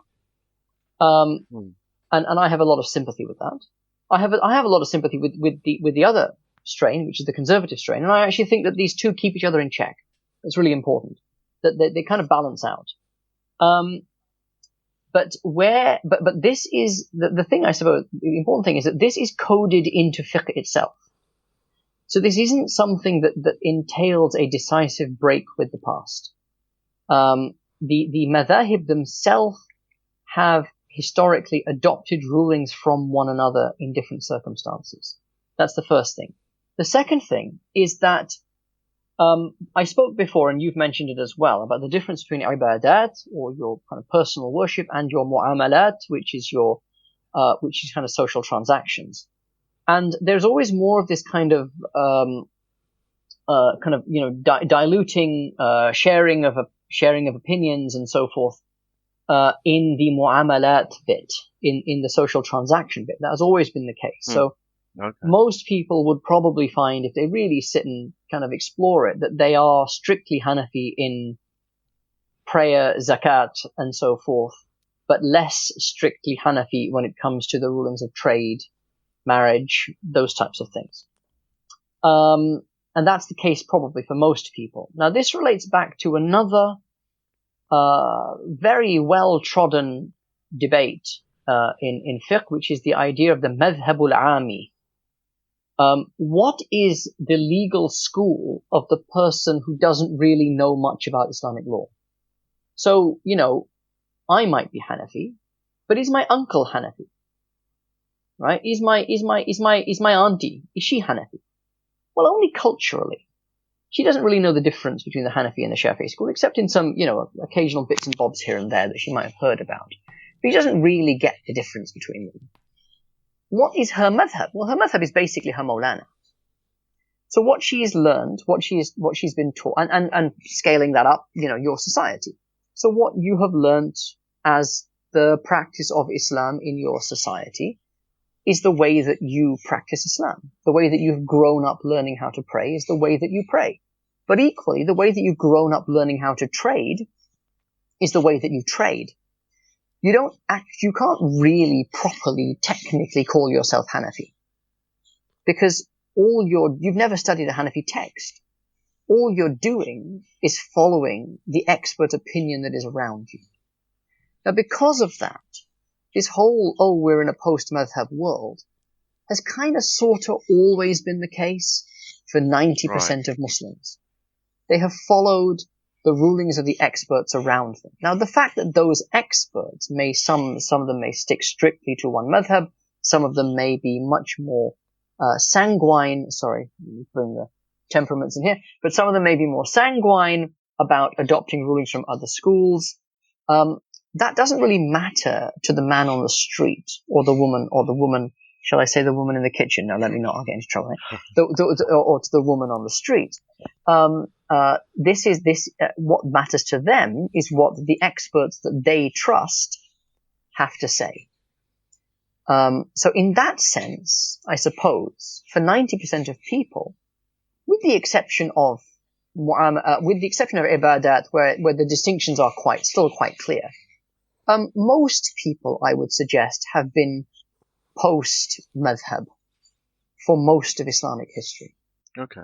I wanted to ask Sheikh, mashallah, we've touched on sort of varying perspective, I guess, trivium, quadrivium, the sort of nuances in order to understand the tradition, language, etc., and I guess how Muslims should navigate modernity using, how to kind of implement Islam in this day and age, and you brought out your perspectives as well.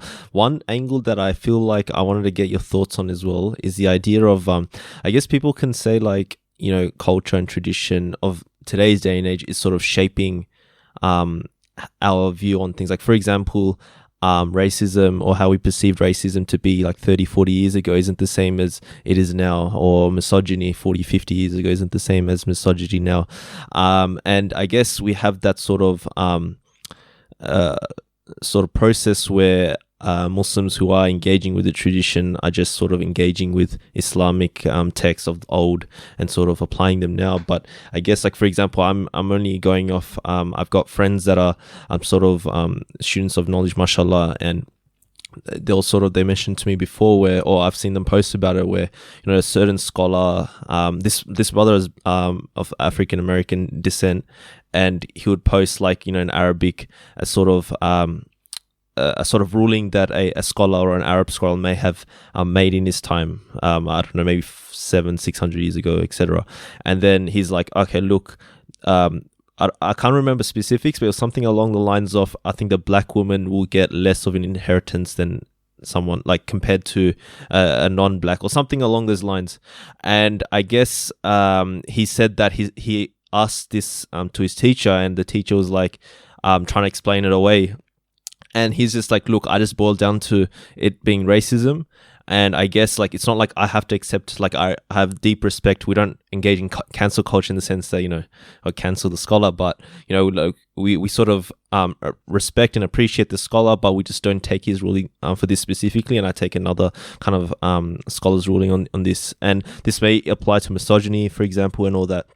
So I wanted to ask, like, the idea, like, within modernity, our concepts of, like, racism, misogyny is sort of, what do you call it, is defined in this time and place. Would you say that that sort of standard of what we deem to be as racism and misogyny, are we allowed to sort of reinterpret aspects of the tradition of the old using that sort of standard that we have now in today's day and age? I don't know if the question made sense, but it's just essentially, like, sort of thinking through the tradition and perhaps even changing certain rulings if need be, due to the sort of standards we have when it comes to things like as racism and misogyny that people may claim that our scholars may have exhibited at times in the past. Yeah, I think I think yes, there is that question I get, and there is a broader question, absolutely, about how much of the religion is flexible to number one, the needs, but secondly, the mores, so the cultures of the changing sort of cultures of of the world, and the outlooks and so forth. So you've mentioned racism and sexism. I'll raise you LGBT. I'll raise you LGBT awareness. Yeah. Now here the question, and it's important. This is where really you need, properly qualified scholars who understand the place and the time in which they live. A famous phrase that is become a cliche now. A faqih is not a faqih until he understands his time and his place. But he also needs to understand the tradition. And what he needs to understand, or she, for that matter, need to understand, is that those elements of our religious tradition that are transhistoric, that is to say, they are eternal fixed principles, and those elements that are subject to some form of context, some form of contextual interpretation, or are guided by, or are actually explicitly. So let me rephrase. In what ways our religious tradition consciously appropriates culture, and in what ways culture has been subconsciously appropriated by the religious tradition. So I hope putting it that way makes a bit more sense. What I mean is, there are certain cases where a scholar will say, well, this particular ruling that is found in this book written 700 years ago is a ruling that is dependent on urf. Simplest example would be mahar, would be the dowry. All right?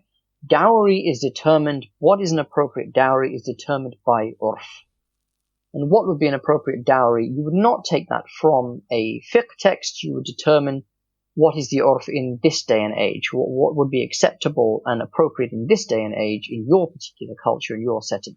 What is fixed is that the dowry is paid by the groom to the bride, not from the bride to the groom, not from the groom to the bride's father, but from the groom to the bride. It is the property of the bride. That is a fixed principle. The amount, what's appropriate, this is something that is amenable to culture. Now that is an example where urf or custom is consciously appropriated into a particular legal ruling. But there are also circumstances and situations where unconscious or subconsciously the scholar, sometimes even a great scholar, is influenced by cultural attitudes and mores. So I am always minded about Ghazali, and I am, if I'm anything, I'm a Ghazalian. So, I teach the Ihya. It's one of the, very few places, unfortunately, one of the very few places, in the world today where the Ihya is being taught from cover to cover. And it's not like to a group of advanced students, just to those who are interested. But, we're going through the Ihya, we've finished book 10, we're about to start book 11. And I am, always interested in Ghazali's, asides about the Turks. So the Atrak, which doesn't mean modern Turks. It's kind of the Mongol Turkic tribes that kind of came in from the north that around Ghazali's time. Some of whom entered Islam, some of whom didn't, that sort of thing. And he's a proper Persian. I mean, he's properly dismissive about these ruffians, these kind of ill-educated, no manners, Turks. He'll use it like for him, the Atrak is a phrase that means uncouth ruffian Turks, and so now this is something that is, clearly part of his cultural context that he's not necessarily particularly thought about. It's just a thing, this kind of, so you might say, slight Persian chauvinism, you find. There is the antipathy that you find between Arabs and Persians, which is a thing throughout it's kind of under the surface, but it's kind of there throughout Islamic history. The attitudes towards women, those sorts of things. Now, these things can start to unconsciously or subconsciously be appropriated into legal rulings. So when you are looking at a question, for example, of whether a woman can be a witness in a particular case, if you are subconsciously thinking, but these women, they're so flighty and emotional, and they just break down into tears at the slightest provocation, and how could you possibly expect this woman to withstand the rigors of cross-examination in court? Therefore, my ruling is that a woman cannot be a witness in case X, case Y, and case Z. That then finds its way into a book of law. Right? And it's not coming from the Prophet sallallahu. But you're saying, and look, Allah says, right? Allah says that a woman needs, that the woman needs a witness. If she's going to witness a financial transaction, she needs another woman with her, to kind of remind her and that sort of stuff. See, there you go. There's my evidence.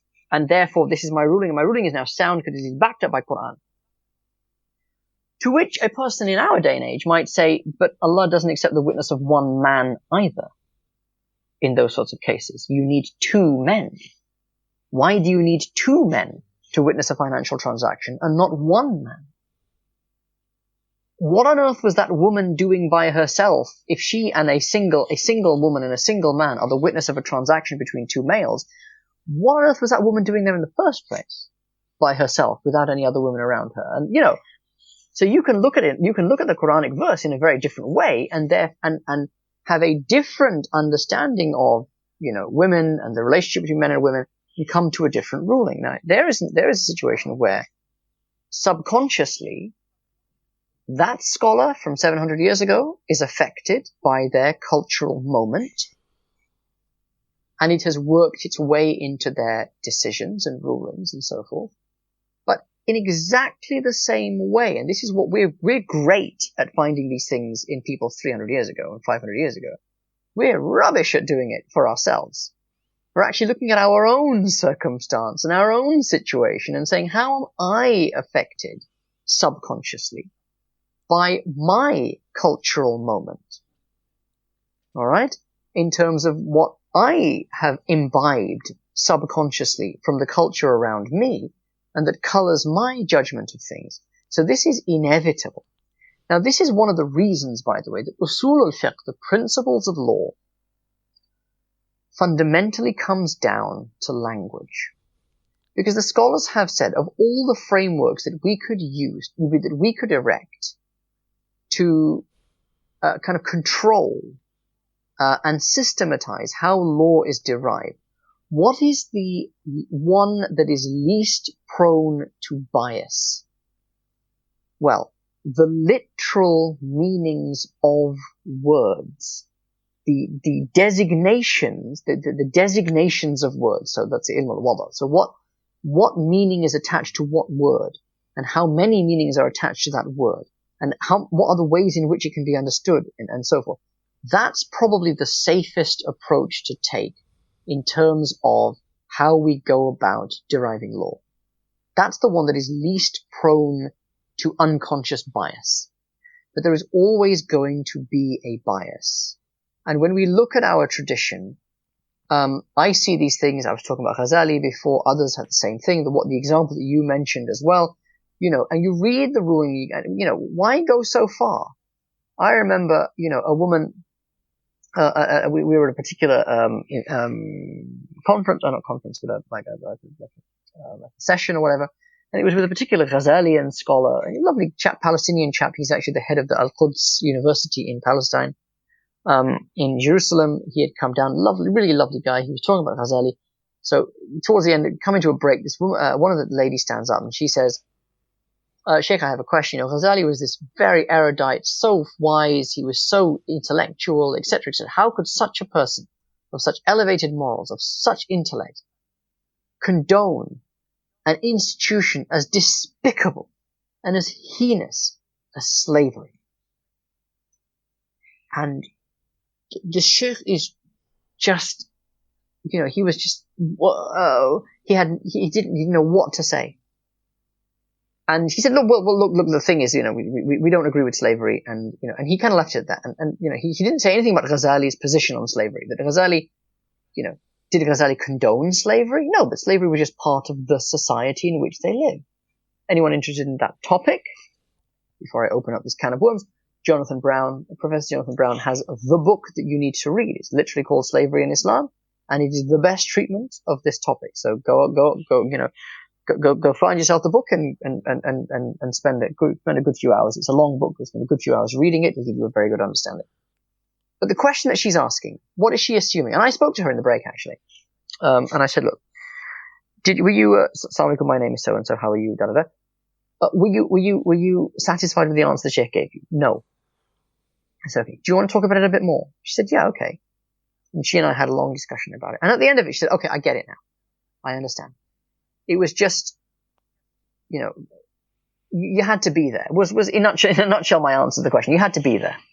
All right? It was just a thing that was in society at that time that was just assumed it was just a part of society. What was more important was how slaves were treated, the rights they were given, how they were manumitted and freed, and so forth. So long explanation that we had, long conversation we had. She was happy eventually because the reason I had that conversation with her is that clearly this is something that is affecting her faith. You could see it when you spoke to her. She was so vehement about what she was saying because she wasn't actually talking about Ghazali at all. She was talking about the Prophet ﷺ. Her real question was, and she didn't dare voice the question, not even to me, but it was absolutely clear that this was her question. How could the Prophet ﷺ tolerate slavery? Because slavery is an evil. It is always an evil. It always will be an evil. It always was an evil. It is the worst thing that you could possibly do to a human individual is to enslave them. How could our religion allow this to continue? When it abolished alcohol, but it didn't abolish slavery. Why? And that was her question. And this is something that was really, really troubling her. And alhamdulillah, the answer that we eventually kind of worked our way towards was something that settled. She didn't like the fact of slavery. I don't like the fact of slavery, but it settled her heart. One of the things that Jonathan Brown in his book comments on is the fact that no historical figure. He was not able to find any historical figure, through the whole of human civilization, no matter how great they were, what great moral exemplars they were, no matter how saintly they were, how acknowledged they were for their holiness and for their goodness and all that kind of stuff. Not a single historical figure that unequivocally condemned slavery per se as an evil. They may have railed against manifestations of slavery, against how slaves were treated, but just the fact of slavery, this was not questioned until basically the Industrial Revolution. Now, Sheikh, what does this, I'll finish that point. What does this mean about how human beings, I'll leave the slavery question, but what does it mean about how human beings are effectively prisoners of their circumstances, of their cultural moment? Is the issue in this regard with the whole of human history or with us? With that we have been entrained into a particular view, and that particular view very much colors our understanding of the questions that come from it. And that's a question that we need to ask ourselves, just as we interrogate scholars of the past about this. And it is a very important thing to do, and it comes back to the whole question of context and subtext that we mentioned earlier. Sorry, carry on. Sheikh, no, just a quick one. I know Tanzim wants to ask some questions, but just on this topic, and I'm not sure if I'm just being pedantic, but it does seem that certain things are, in inverted quotes, easier than others to sift through. So, if it's in the capital T text of the religion, whether you can actually make rational sense of it, if it's permissible, then it's legally permissible. Now, different story if you can, whether you can, and for instance, with slavery, whether you can, how you deal with that. But it seems that besides that, where yes, of course, in our own times, and we probably have greater problems than we than scholars in the past, given the acceleration of modernity. But where certain things, and some scholars like, if I may, Shaykh Akram Nadwi, in relation to Imam al-Ghazali, he's pointed out certain things that you're probably aware of. Mm-hmm. It just seems that we are, very apprehensive about, as if to question, and you're teaching there here, of course, as if to, this is set in stone. We're not subject to, not revision, but, setting aside, if you like, which we may do, for instance, with this medicine, and talking about, pre-modern medicine, which is superseded by conventional medicine, which is just shown beyond doubt. This is just not the case. And it doesn't matter if Imam al-Ghazali is talking about biles and so forth. So, am I imagining something, or is this a distinct issue from what might be legally, had legal grounds, like some textual evidence at least, as opposed to what might be just seen as, as Sheikh Akram Nadwi point, seems to suggest that it's just taken from the Greeks, whether consciously or inadvertently through the great clash that we had in theology in that time. So this question, I'm not sure if I've got a handle on the question, but so I love Shaykh Akram Nadwi, and I have studied with him, and I have great respect for him. So I'll preface by saying that. And I think he makes some very interesting points. I don't think they're all correct. And I know he is very particular about Greek or Hellenistic influence on Islamic theology and other aspects of Islam as well. And the question there, of course, is, and this is Shaykh Akram. Shaykh Akram is a man of tradition. Ultimately, I mean that's his forte. He is one of the great scholars of hadith that we have, certainly in the English language, who is able to converse in the English language. He's widely respected for his expertise in hadith, and so forth. and the question of inverted commas foreign influence on Islam, certainly in terms of the broad conceptual frameworks of kind of, if you like, cosmological frameworks. How is the world set up? How does thought occur? Where Muslims have adopted aspects, Muslims, in that early period we were talking about, have certainly adopted aspects of Hellenistic or Greek thinking, atoms and accidents, for example. And when you study theology, at a certain level, this is something that you hear about all the time. And again, we sit there, scratching our heads, thinking, what the hell is an atom and an accident? I don't know what these things are. We don't come from that. We talk about, we talk about things in a very different way, but that was the physics of the time. That was the understanding of how the world works, how space and time operate at that time. And it's not something that you find in Quran and Sunnah. It's something that comes from the Greeks. The temperaments, the four temperaments, as opposed to, it has to be said, the three temperaments of Ayurveda in Hindu medicine, is Galenic. And Galen himself was deeply influenced by physicians that came before him, including Egyptian physicians, from the even older medical traditions of ancient Egypt. So this again is something that comes.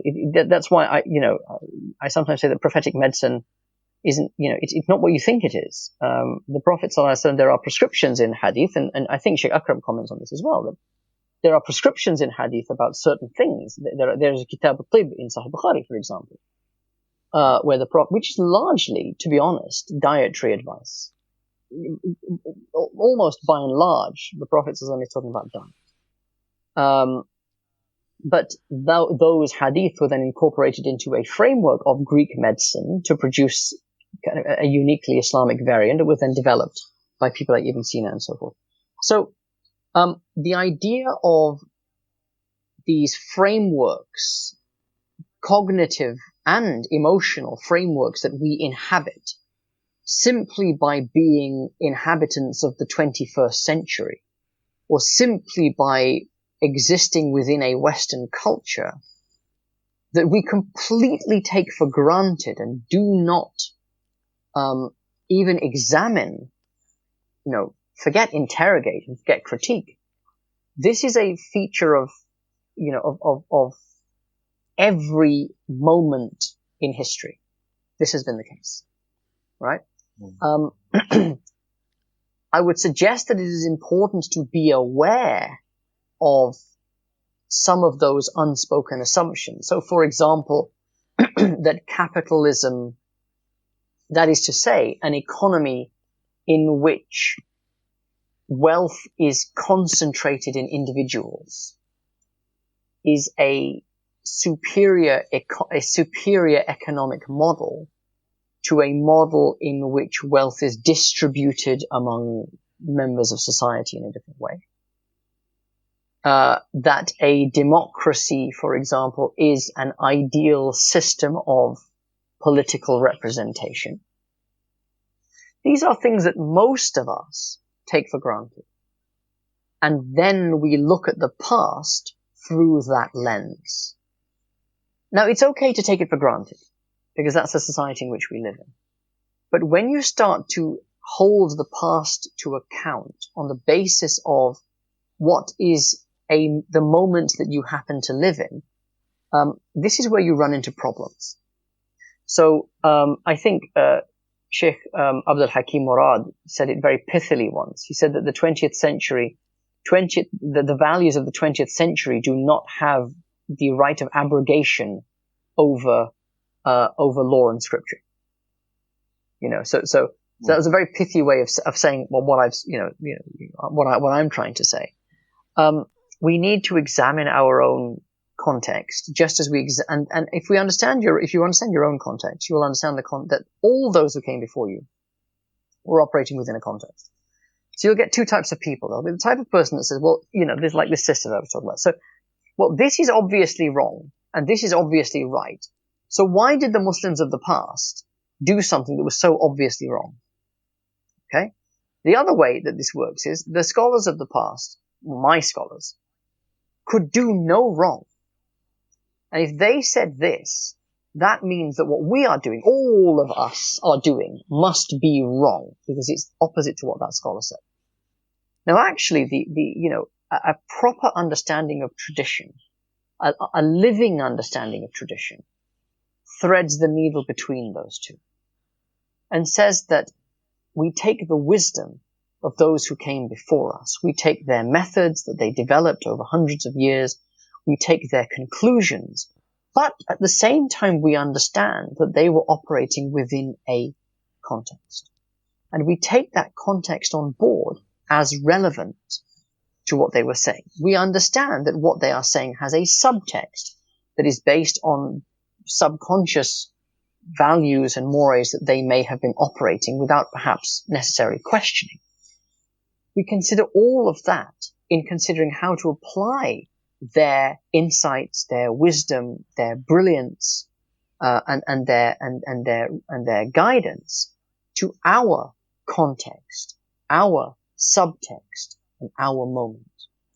And if that entails taking a different view, whether it's a different legal ruling, whether it is a different cultural view, whether it comes to racism, sexism, and other things like that, then we allow ourselves to disagree with that particular scholar's perspective on something, or that particular point in time's perspective on something, whilst not necessarily stating that they were wrong, because we are right. We are right in our moment, perhaps. That doesn't mean that they weren't right in their moment. And that's this business about ikhtilaf being rahmah. Ikhtilaf being rahmah does not only apply for scholars in a particular moment in time, that I disagree with you about what the correct ruling is. Ikhtilaf also applies across time. And it's not just in legal rulings, it's also in social attitudes as well. Now, this is a degree of tolerance that we need to learn. It comes with wisdom, but we need to learn it. But that is, at the same time, it has boundaries around it. It's not completely relative. And the reason for that is that there are certain principles that are transhistoric. There are certain things that apply because they are contained in a scripture that is eternally applicable, from a God who is beyond time, through a prophet who came to all of mankind. So there Sheikh, are I things... wanted to quickly ask you, sorry, before I lose you on the point on the temperament, it's a good way to kind of segue into psychology as well. Because we know that in the past, like our scholars, utilize the four temperaments in regards to Islamic medicine.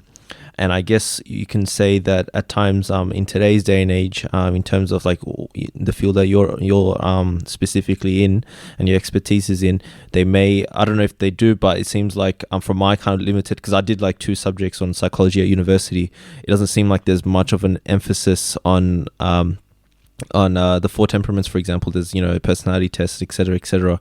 I wanted to ask, like, would you say that the 4 temperaments is utilized in today's day and age when it comes to psychology and possibly even treating things like mental illnesses, or is it sort of have we sort of gone past that now? That's like old news, and we sort of look towards science and whatever science comes up with and just utilize that, and we don't have to really look at the 4 temperaments because I guess our way of viewing such illnesses is surpassed all that. Like, what's your sort of take on that angle? Okay, so I as part of my role, I'm sort of my management role, if you like, in my kind of the NHS.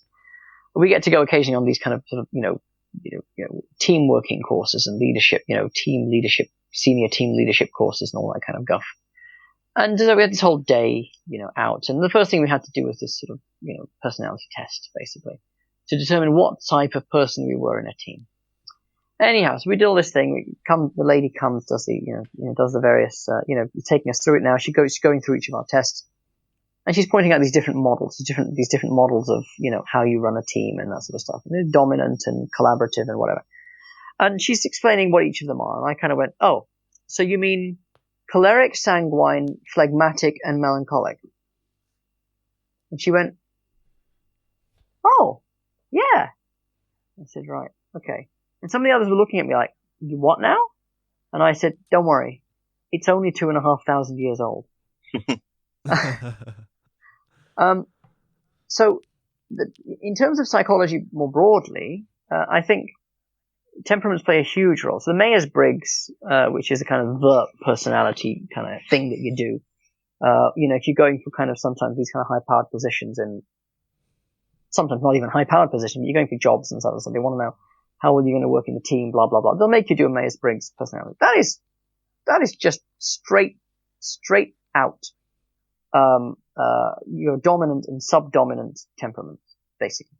Yeah, there are a few, there are a few little, nips and tucks here and there, but no, the temperament model is very much alive and kicking in psychology generally, and in the world, more generally.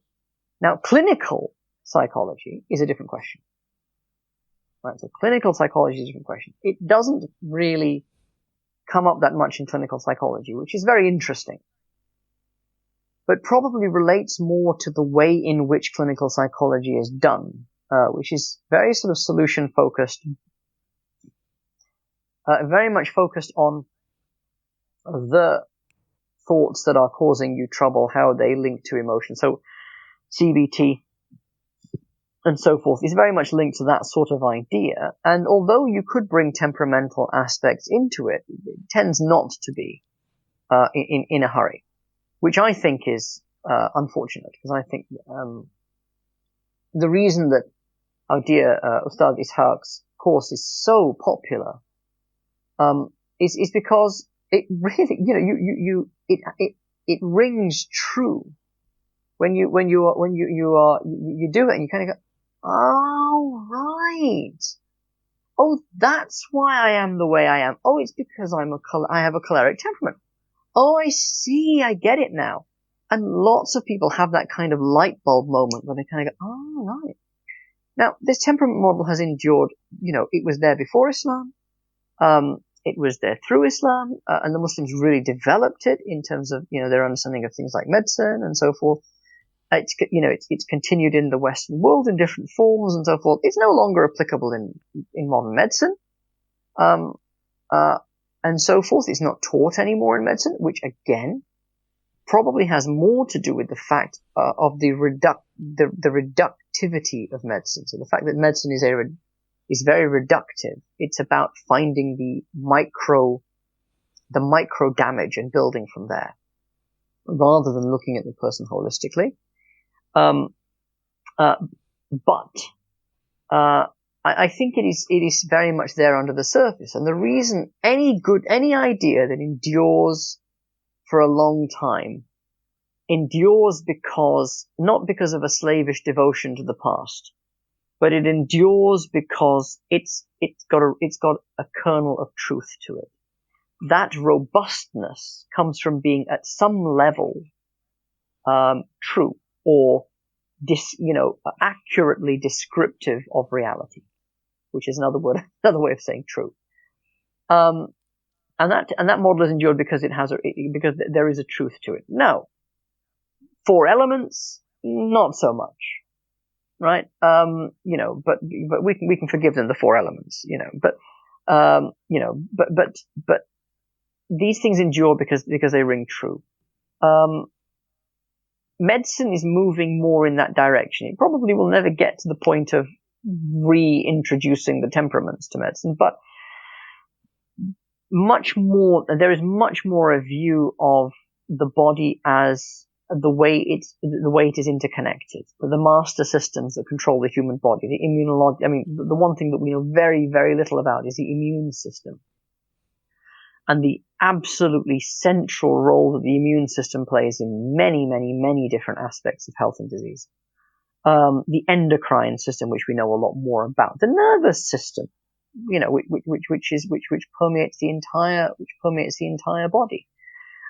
These sort of master systems that link together your heart, your lungs, your kidneys, your liver, your spleen, your toes, your fingers. More and more there is an appreciation of how interlinked those things are with each other, and I think eventually that pendulum will swing back again towards some sort of understanding about dispositions that exist within humans, states of homeostasis that exist within humans that predispose them to particular ailments and not to others. I think we will eventually head back in that direction. But remember that modern medicine is probably only about 150 years old at best. It's very, very young. The temperament model has been around for 2,500 years. It will be around long after we are gone, and this pendulum swings very, very slowly. But it will, I think, eventually swing back in the direction of that sort of holistic approach to the body that is embodied in that temperament model. And the same thing applies to psychology. We're just coming down from the extreme end of the swing of the pendulum, basically. That's really interesting, Sheikh, like how you have that perspective. Like, I guess, because when I finished reading Abu Zayd al-Balkhi's Sustenance of the Soul, which was recommended to me by Ustad Muhammad Ishaq, it was just, the audience can kind of check it out. It was just so mind-blowing how, someone like himself who was, 9th century, I think, from memory, was able to articulate so many sort of common sort of issues that I guess our modern day faces when it comes to anxiety, depression, and he lists down like specifics, like how to treat them, how to deal with them. And even really interesting how the cliche sort of response, like, mental disease, it's probably, I don't know, your connection with Allah, whatever, but like that kind of superficial sort of take is not sort of echoed at all, where actually he is actually recommending the use of a counselor, for example, right? Not used in those specific words, but in his time and day, like if you kind of sort of use the terminology we use, it's essentially like a counselor, right? So I guess this sort of I think you've also talked about the text where it's like it's almost a psychology manual, if anything, when it comes to I guess treating things like mental illness, anxiety, depression, etc. But then I guess someone who lives in this technological age, people talk about how great science is right now. It's like why is there such a gap when it comes to understanding these I guess realities that I guess even our scholars spoke about many years ago, right? And as you just mentioned, like the pendulum is swinging back, but why is it the case that I guess it seems like we're not there, even though we have so much advancements in technology and science? Well, I think so. I think to a certain extent, I mean, Abu Zayd's work is an amazing work, and I've actually taught his work since then, and that's given me actually a deeper appreciation of it. And actually, Abu Zayd's work is interesting. It isn't a medical manual. It's not aimed at doctors. It's aimed at the educated public. It's like a self-help guide almost. So largely, it's about how you help yourself, which is why he has so much emphasis on preventative mental health and that sort of stuff. And he tells you at what point you need to seek assistance and so forth. The really cool thing about Abu Zayd, I don't think it's so much his insights into depression and depression, anxiety, that sort of stuff, because we only are amazed by these things because we assume that people in the past didn't understand anything. But they were just as intelligent, if not more so, than we are. And they were equally able to observe patients, observe circumstances and situations, and derive conclusions from them. What's particularly fascinating about Abu Zayd is how modern his writing is, because it reads like something you'd find in a 20th century manual. It reads like the DSM-3, actually, if I'm being particularly specific about it. And it doesn't read like a medieval author. Now, when you're used to this, I remember when my daughter started studying, when they were younger, so 12, 13, they get in school times, you get asked, what are your hobbies? And they said, they got asked this question, what are your hobbies? And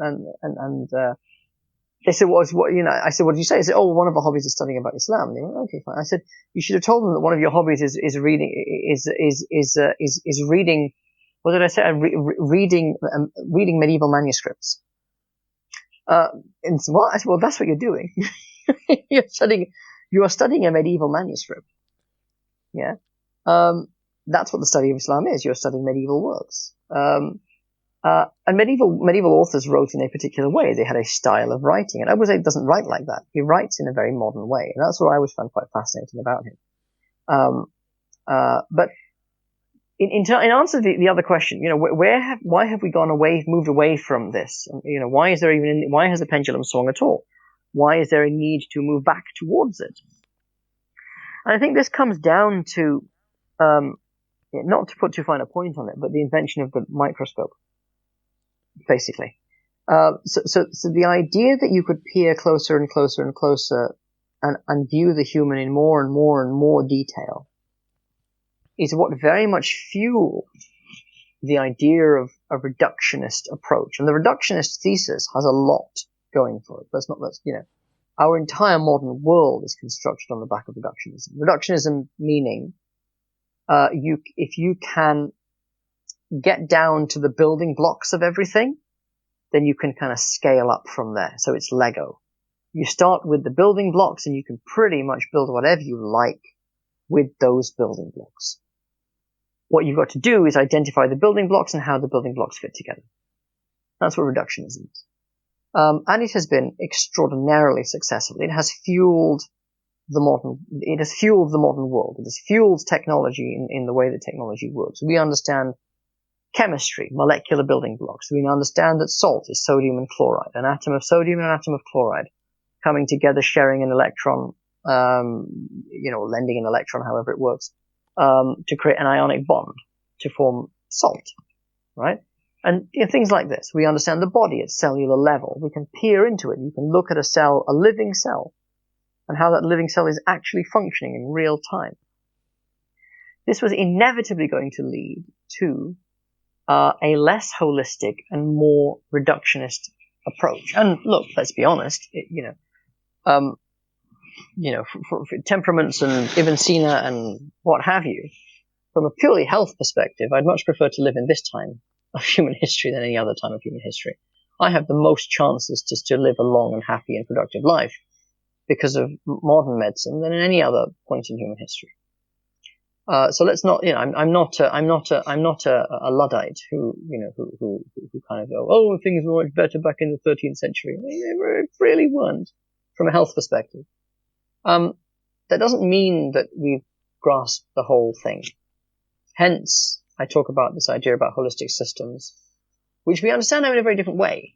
So, to use another thing, Ghazali will talk about the anger drive and the desire drive, which again goes back to Aristotle, the quwwat al-ghadab and the quwwat al-shahwa. Now, those things are there, but they aren't instincts in the way that Ghazali would have understood them. Yes, there is an adrenaline circuit that starts in your pituitary gland and works its way down to your adrenals and so forth. There is a dopamine circuit that exists in your brain, and these are probably, where you'll find these drives. There are different ways of looking at them now. The concept remains. The way in which it's conceptualized changes. But yeah, if I were to, why have we moved away from temperaments and medicine and psychology and this? I think the one word answer to that is reductionism. And that's borne its own fruits. But I think probably a combination of both is required ultimately to get a proper understanding. I wanted to also ask Sheikh, in terms of, it was interesting, I think you alluded, I guess specifics of anxiety, depression, people can check out your sort of lectures on this, so maybe we won't go into that too deeply today, but I want to ask, you mentioned in one of your talks as well, the concept of the definition of mind, for example. For example, the West, I guess, when it comes to psychology, it always makes reference to the word mind and all that sort of stuff.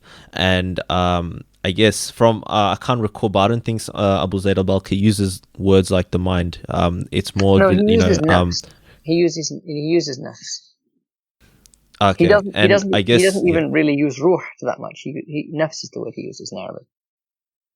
Okay, so like is there like a sort of difference in terms of, I guess, how would you say there is a kind of direct, because one my sort of question is that like the modern world and how it approaches psychology utilizes these terms like the mind, when there isn't, maybe I don't know if there is, but it seems like there isn't exactly an Islamic equivalent of such a word. And then how we approach, I guess, psychology is a different kind of way. It's not utilizing the terms that I guess the West use, or even alluding to the same thing maybe at times. So what's your sort of take on that kind of the definition of the word mind, and how modern psychology uses it, and I guess the Islamic traditions take on the word mind, for example?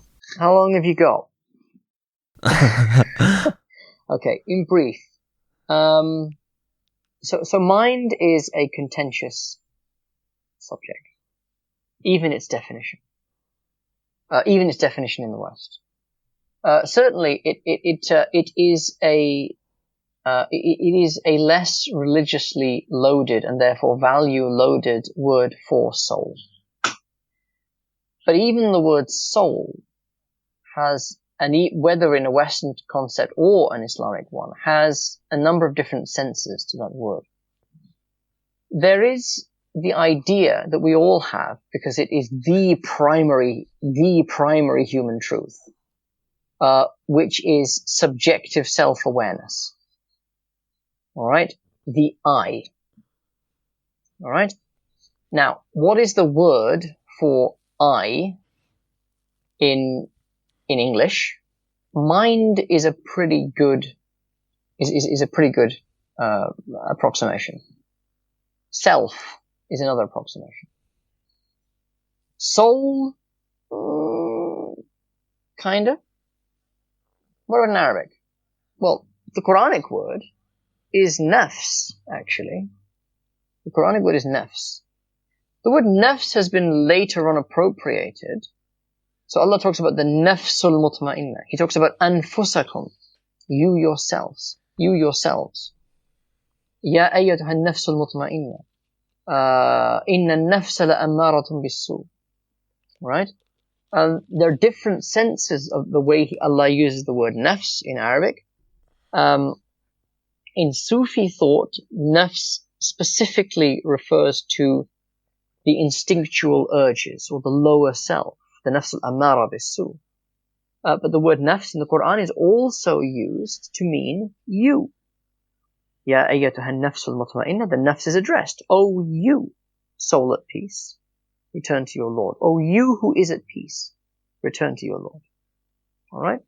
So, but this touches on, so what I'm saying is we all have a concept of the I, the reference to the self.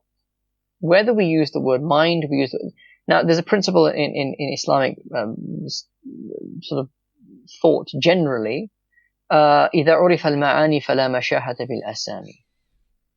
If concepts are understood, it doesn't matter what word you use for them. Or, to put it like Shakespeare put it, a rose by any other name still smells as sweet.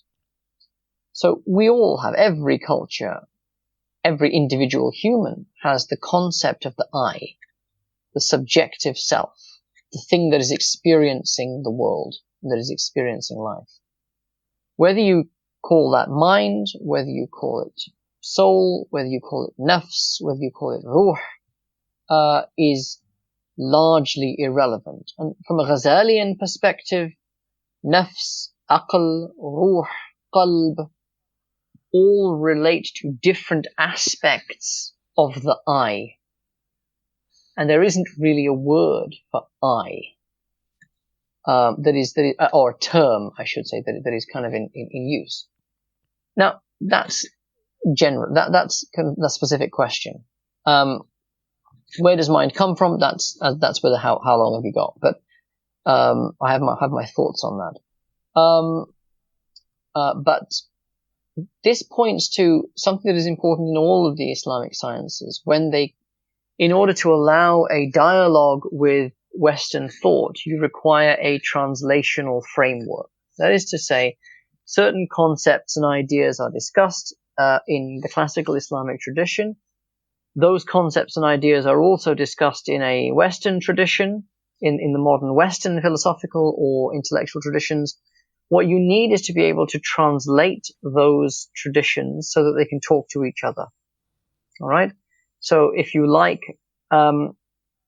if the Muslim tradition is broadcasting in FM, then you need a receiver that can pick up FM. Otherwise, you're not going to hear anything. Right? If you are getting your satellite feed coming in, you need a box that is able to decode that satellite feed into a picture and sound. Otherwise, all you're going to get is white noise and pixels. So the Islamic discussions need a framework to be translated into a Western mode, and a Western mode requires the Western intellectual thought requires a framework to be translated into an Islamic or an Islamic mode.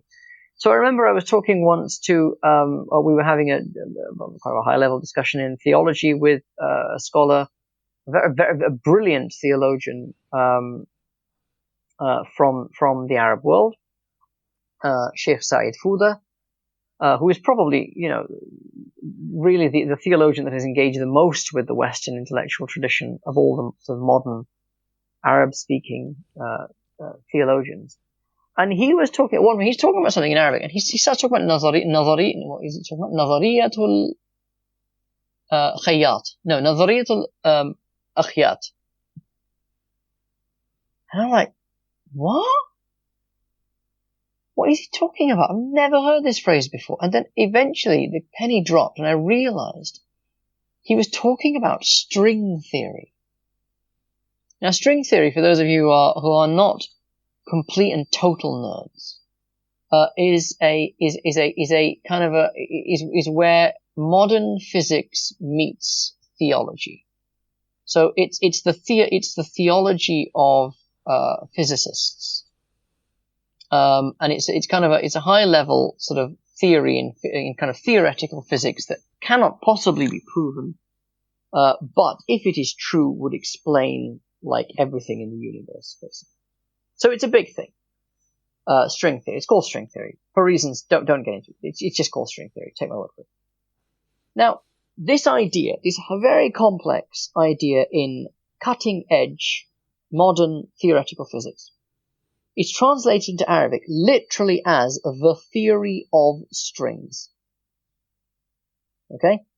Because there is no term in the Arabic language that has the meaning that string theory has. And so it's just given a direct translation, and it sounds like you're talking about spaghetti or embroidery.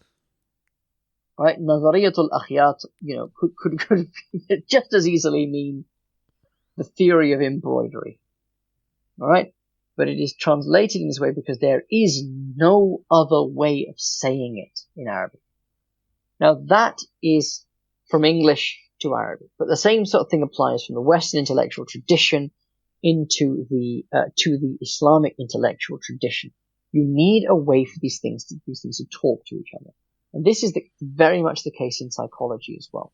How do you go about translating 1,000 years? And I don't mean translating from Arabic to English. I mean translating the concepts, the theories, and so forth of 1,000 years of an Islamic tradition and discussing these to a modern Western,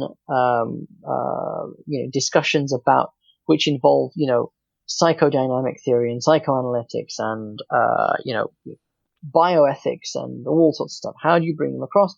That is a piece of work that still needs to be done. It has not, attempts have been made, but it has not really been done to any degree of satisfaction, whether anybody is happy with. Hence, we are still in Islamic psychology banging on about the nafs and the qalb and the aql, and whether what you kind of mean by that is the ego and the superego and the, and the id, or, the conscious, and what is it, the collective unconscious and the individual unconscious.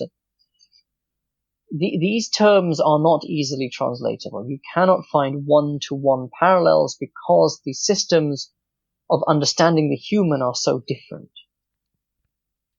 And each of them is merely a model for understanding the human. and any model can be critiqued. So that's again a long answer to a short question, but mind is something that everyone understands, but we're still struggling to find an appropriate term, both in Western understandings and in Islamic understandings, for just that simple brute fact of the self.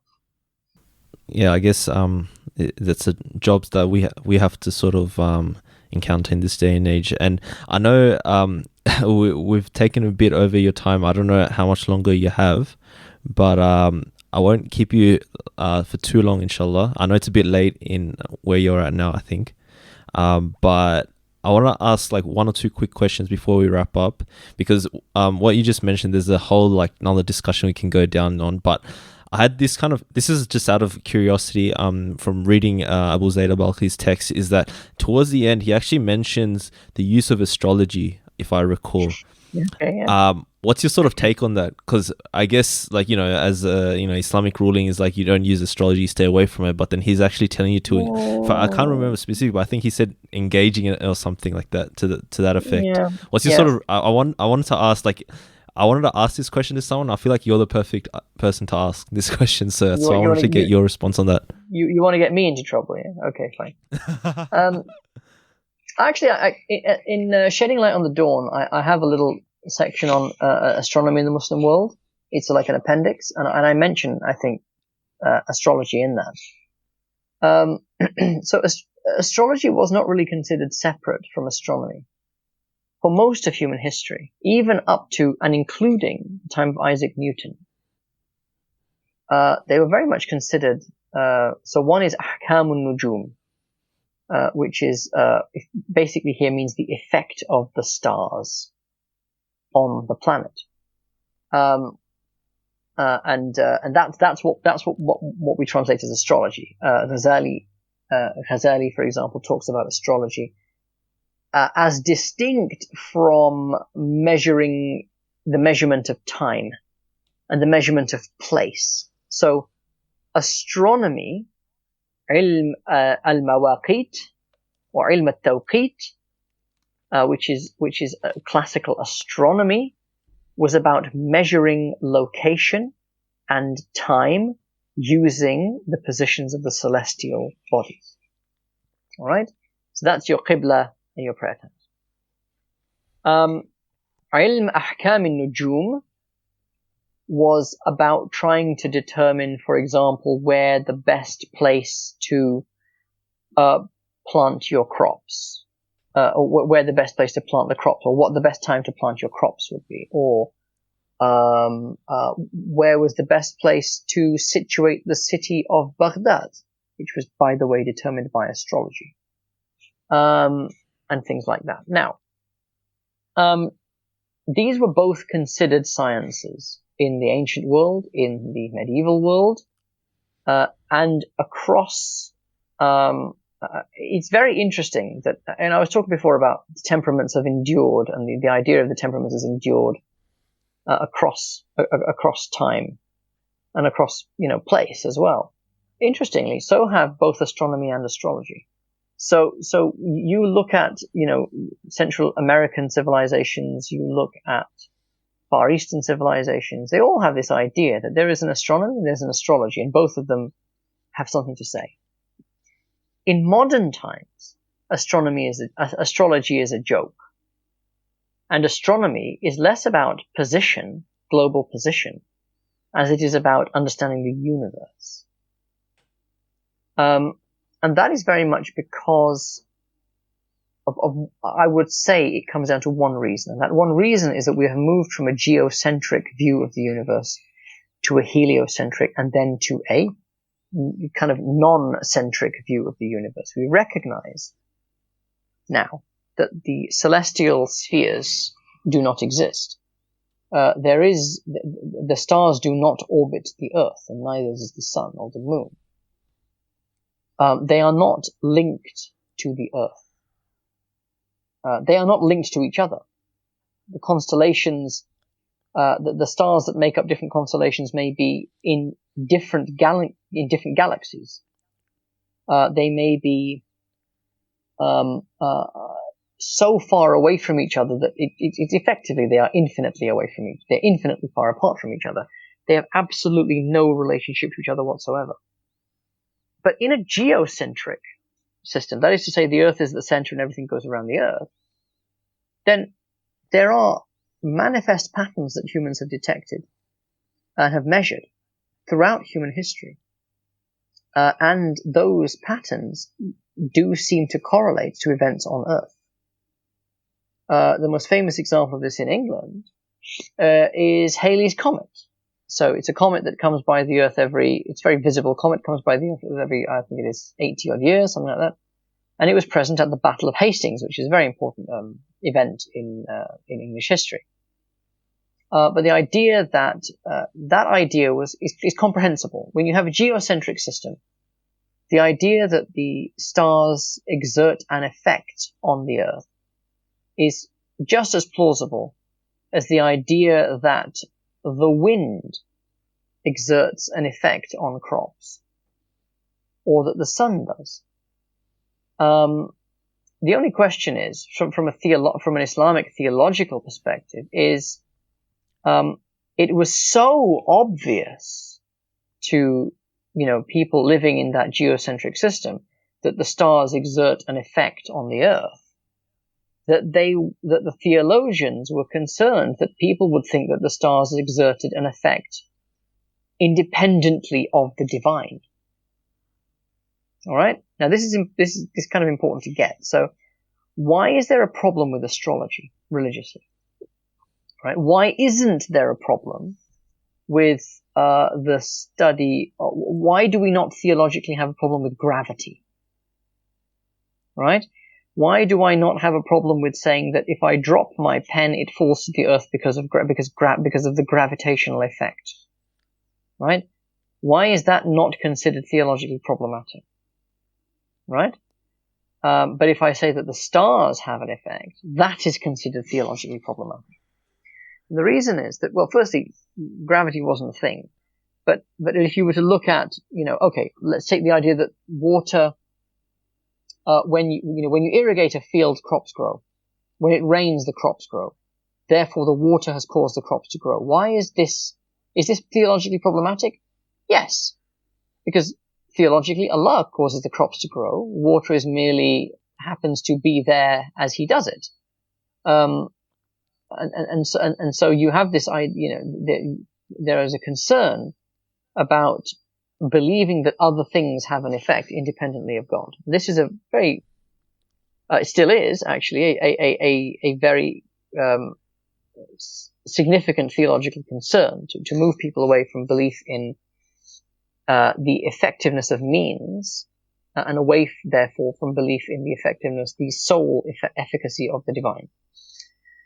In classical times, this manifests as needing to ward people away from the idea that the stars, which are heavenly bodies and therefore assumed to have a degree of sanctity, and this is the important thing, they're not crude stuff of the earth. It never crosses anybody's darkest dreams that stars are flaming balls of gas that are basically like the sun but very, very far away. The stars are points of light that shine upon the earth, and because they are free from the crude matter of the earth and they are pure light, they are considered to have a sanctity. And because of that, you now need to be concerned about people's veneration of the stars. If you then start to talk about the effectiveness that they have on things on the earth, that will only strengthen that view. And therefore, there are these rulings about astronomy, and they come from hadith, actually. The Prophet ﷺ was very particular about this. As he was particular, for example, about discouraging Muslims from believing that solar eclipses occurred for a particular reason, other than them being signs of Allah. So astrology was always theologically problematic. That didn't stop Muslims from engaging in astrology. And you find that most of the great astronomical works have very extensive sections on astrology as well.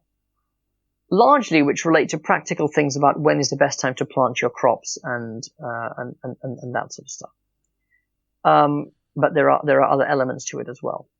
And this, as I say, was a science that existed across the world, even up to the time of Isaac Newton. Isaac Newton, if I'm not mistaken, wrote a work on astrology. Now, there were exceptions to this, even among the Muslim astronomers. So al-Biruni famously dismissed astrology as pure superstition, and viewed that the only correct form of stargazing, as it were, was mathematical astronomy. But it was part of it was part and parcel of the world in which Abu Zayd al-Balkhi inhabited. He probably didn't. I mean, Abu Zayd. Remember, Abu Zayd was not by profession a physician. He was by profession a man of letters. So he was a public intellectual, and he probably wrote.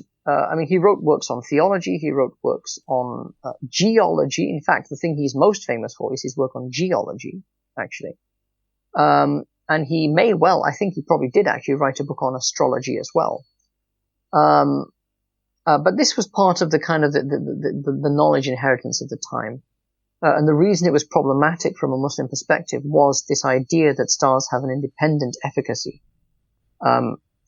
outside of God's power, because they were both seen to, their patterns and positions were seen to coincide with events on Earth, and everybody knew about that.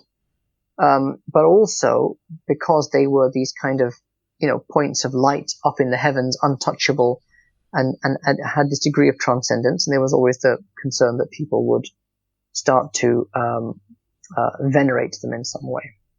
The reason astrology has, is now seen as a joke science, as I say, is because we recognize now that those patterns that we see in the stars, constellations and so forth, are only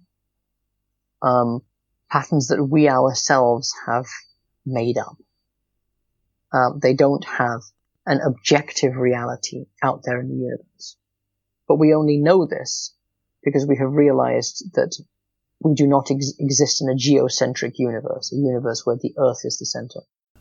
Sheikh, I know I've kept you on for some time, but I'll probably wrap it up there. I think it's a good way to end, like on the note of essentially the whole kind of theme is essentially like understanding the context of our scholars in the past, what they wrote about, and also being aware of our current context and sort of navigating all these kind of different sciences that we spoke about throughout the course of the whole podcast. But regardless, Jazakallah khair, Dr. Asim Yusuf, for coming on Boys in the Cave. It was really an honor to have you on, and I think inshallah, we touched on a lot of different various topics, and I really do think like the audience will benefit from this kind of conversation. But did you have any sort of final words or thoughts in terms of anything that you mentioned today, and even if someone was wanted to get in touch with you, how would they be able to do so? Oh, Barakallahu thank you again for inviting me on. Your audience probably have realized by now, as have you, that when you start me talking, it's difficult to stop me. So I apologize for the length of the answers that I gave. You don't have to apologize for anything. This is the sort of format, and this is the sort of thing. Yeah. But hopefully they will help to provide some sense of perspective to the answers, because I think you've asked some very good questions, and it's those background questions sometimes that are more important to understand than the questions about how long my beard should be, and those sorts of things, which I'm not saying are not important, but are kind of, they're the leaves, right? We need to what we lack is an understanding of the trunk and the roots.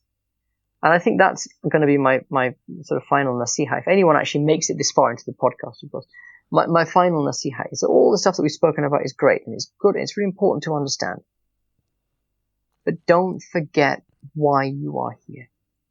This is about you, your Lord, and the universe you inhabit. we have been given life. We have been given existence. Out of any number of possible yous, you, the you that exists, is one of an infinite number of yous that God could have brought into existence. And He knows all of those yous, all of those potential yous. Of all of them, He picked you, this you, to come to bring into existence, to have the opportunity to be seen by God, to be heard by God, and to come to know Him. And that's your purpose. To come to know Allah. And to know Allah is to love Allah. And to love Allah is to worship Allah.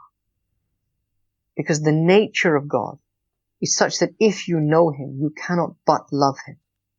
And if you love Him, you cannot but worship Him. And this is the meaning of وَمَا خَلَقْتُ الْجِنَّ وَالْإِنسَ إِلَّا لِيَعْبُدُونَ. We have not created man and jinn except to worship me. And as Ibn Abbas explained, that necessary to that worship is knowing Allah. This is why you are here. The universe you inhabit has been created, each thing in the universe itself, to know and worship and adore Allah. But from your perspective, every single thing and every single experience you have in your life of this universe is a communication between God and you. You have experienced it to come to know something of Allah, the Lord whose perfection and beauty and majesty manifests in all of His creation. And therefore the universe is an alam. It is a means for you to come to have ilm of your Lord, of its creator and your creator. Everything you experience in your life is part of Allah's rububiyyah, part of His raising you from a seed to whatever plant, flower, tree you are meant to become.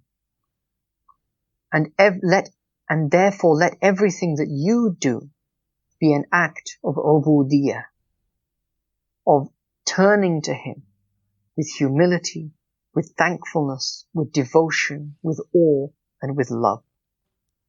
That's why you are here. Everything else is just the sights you see along the way.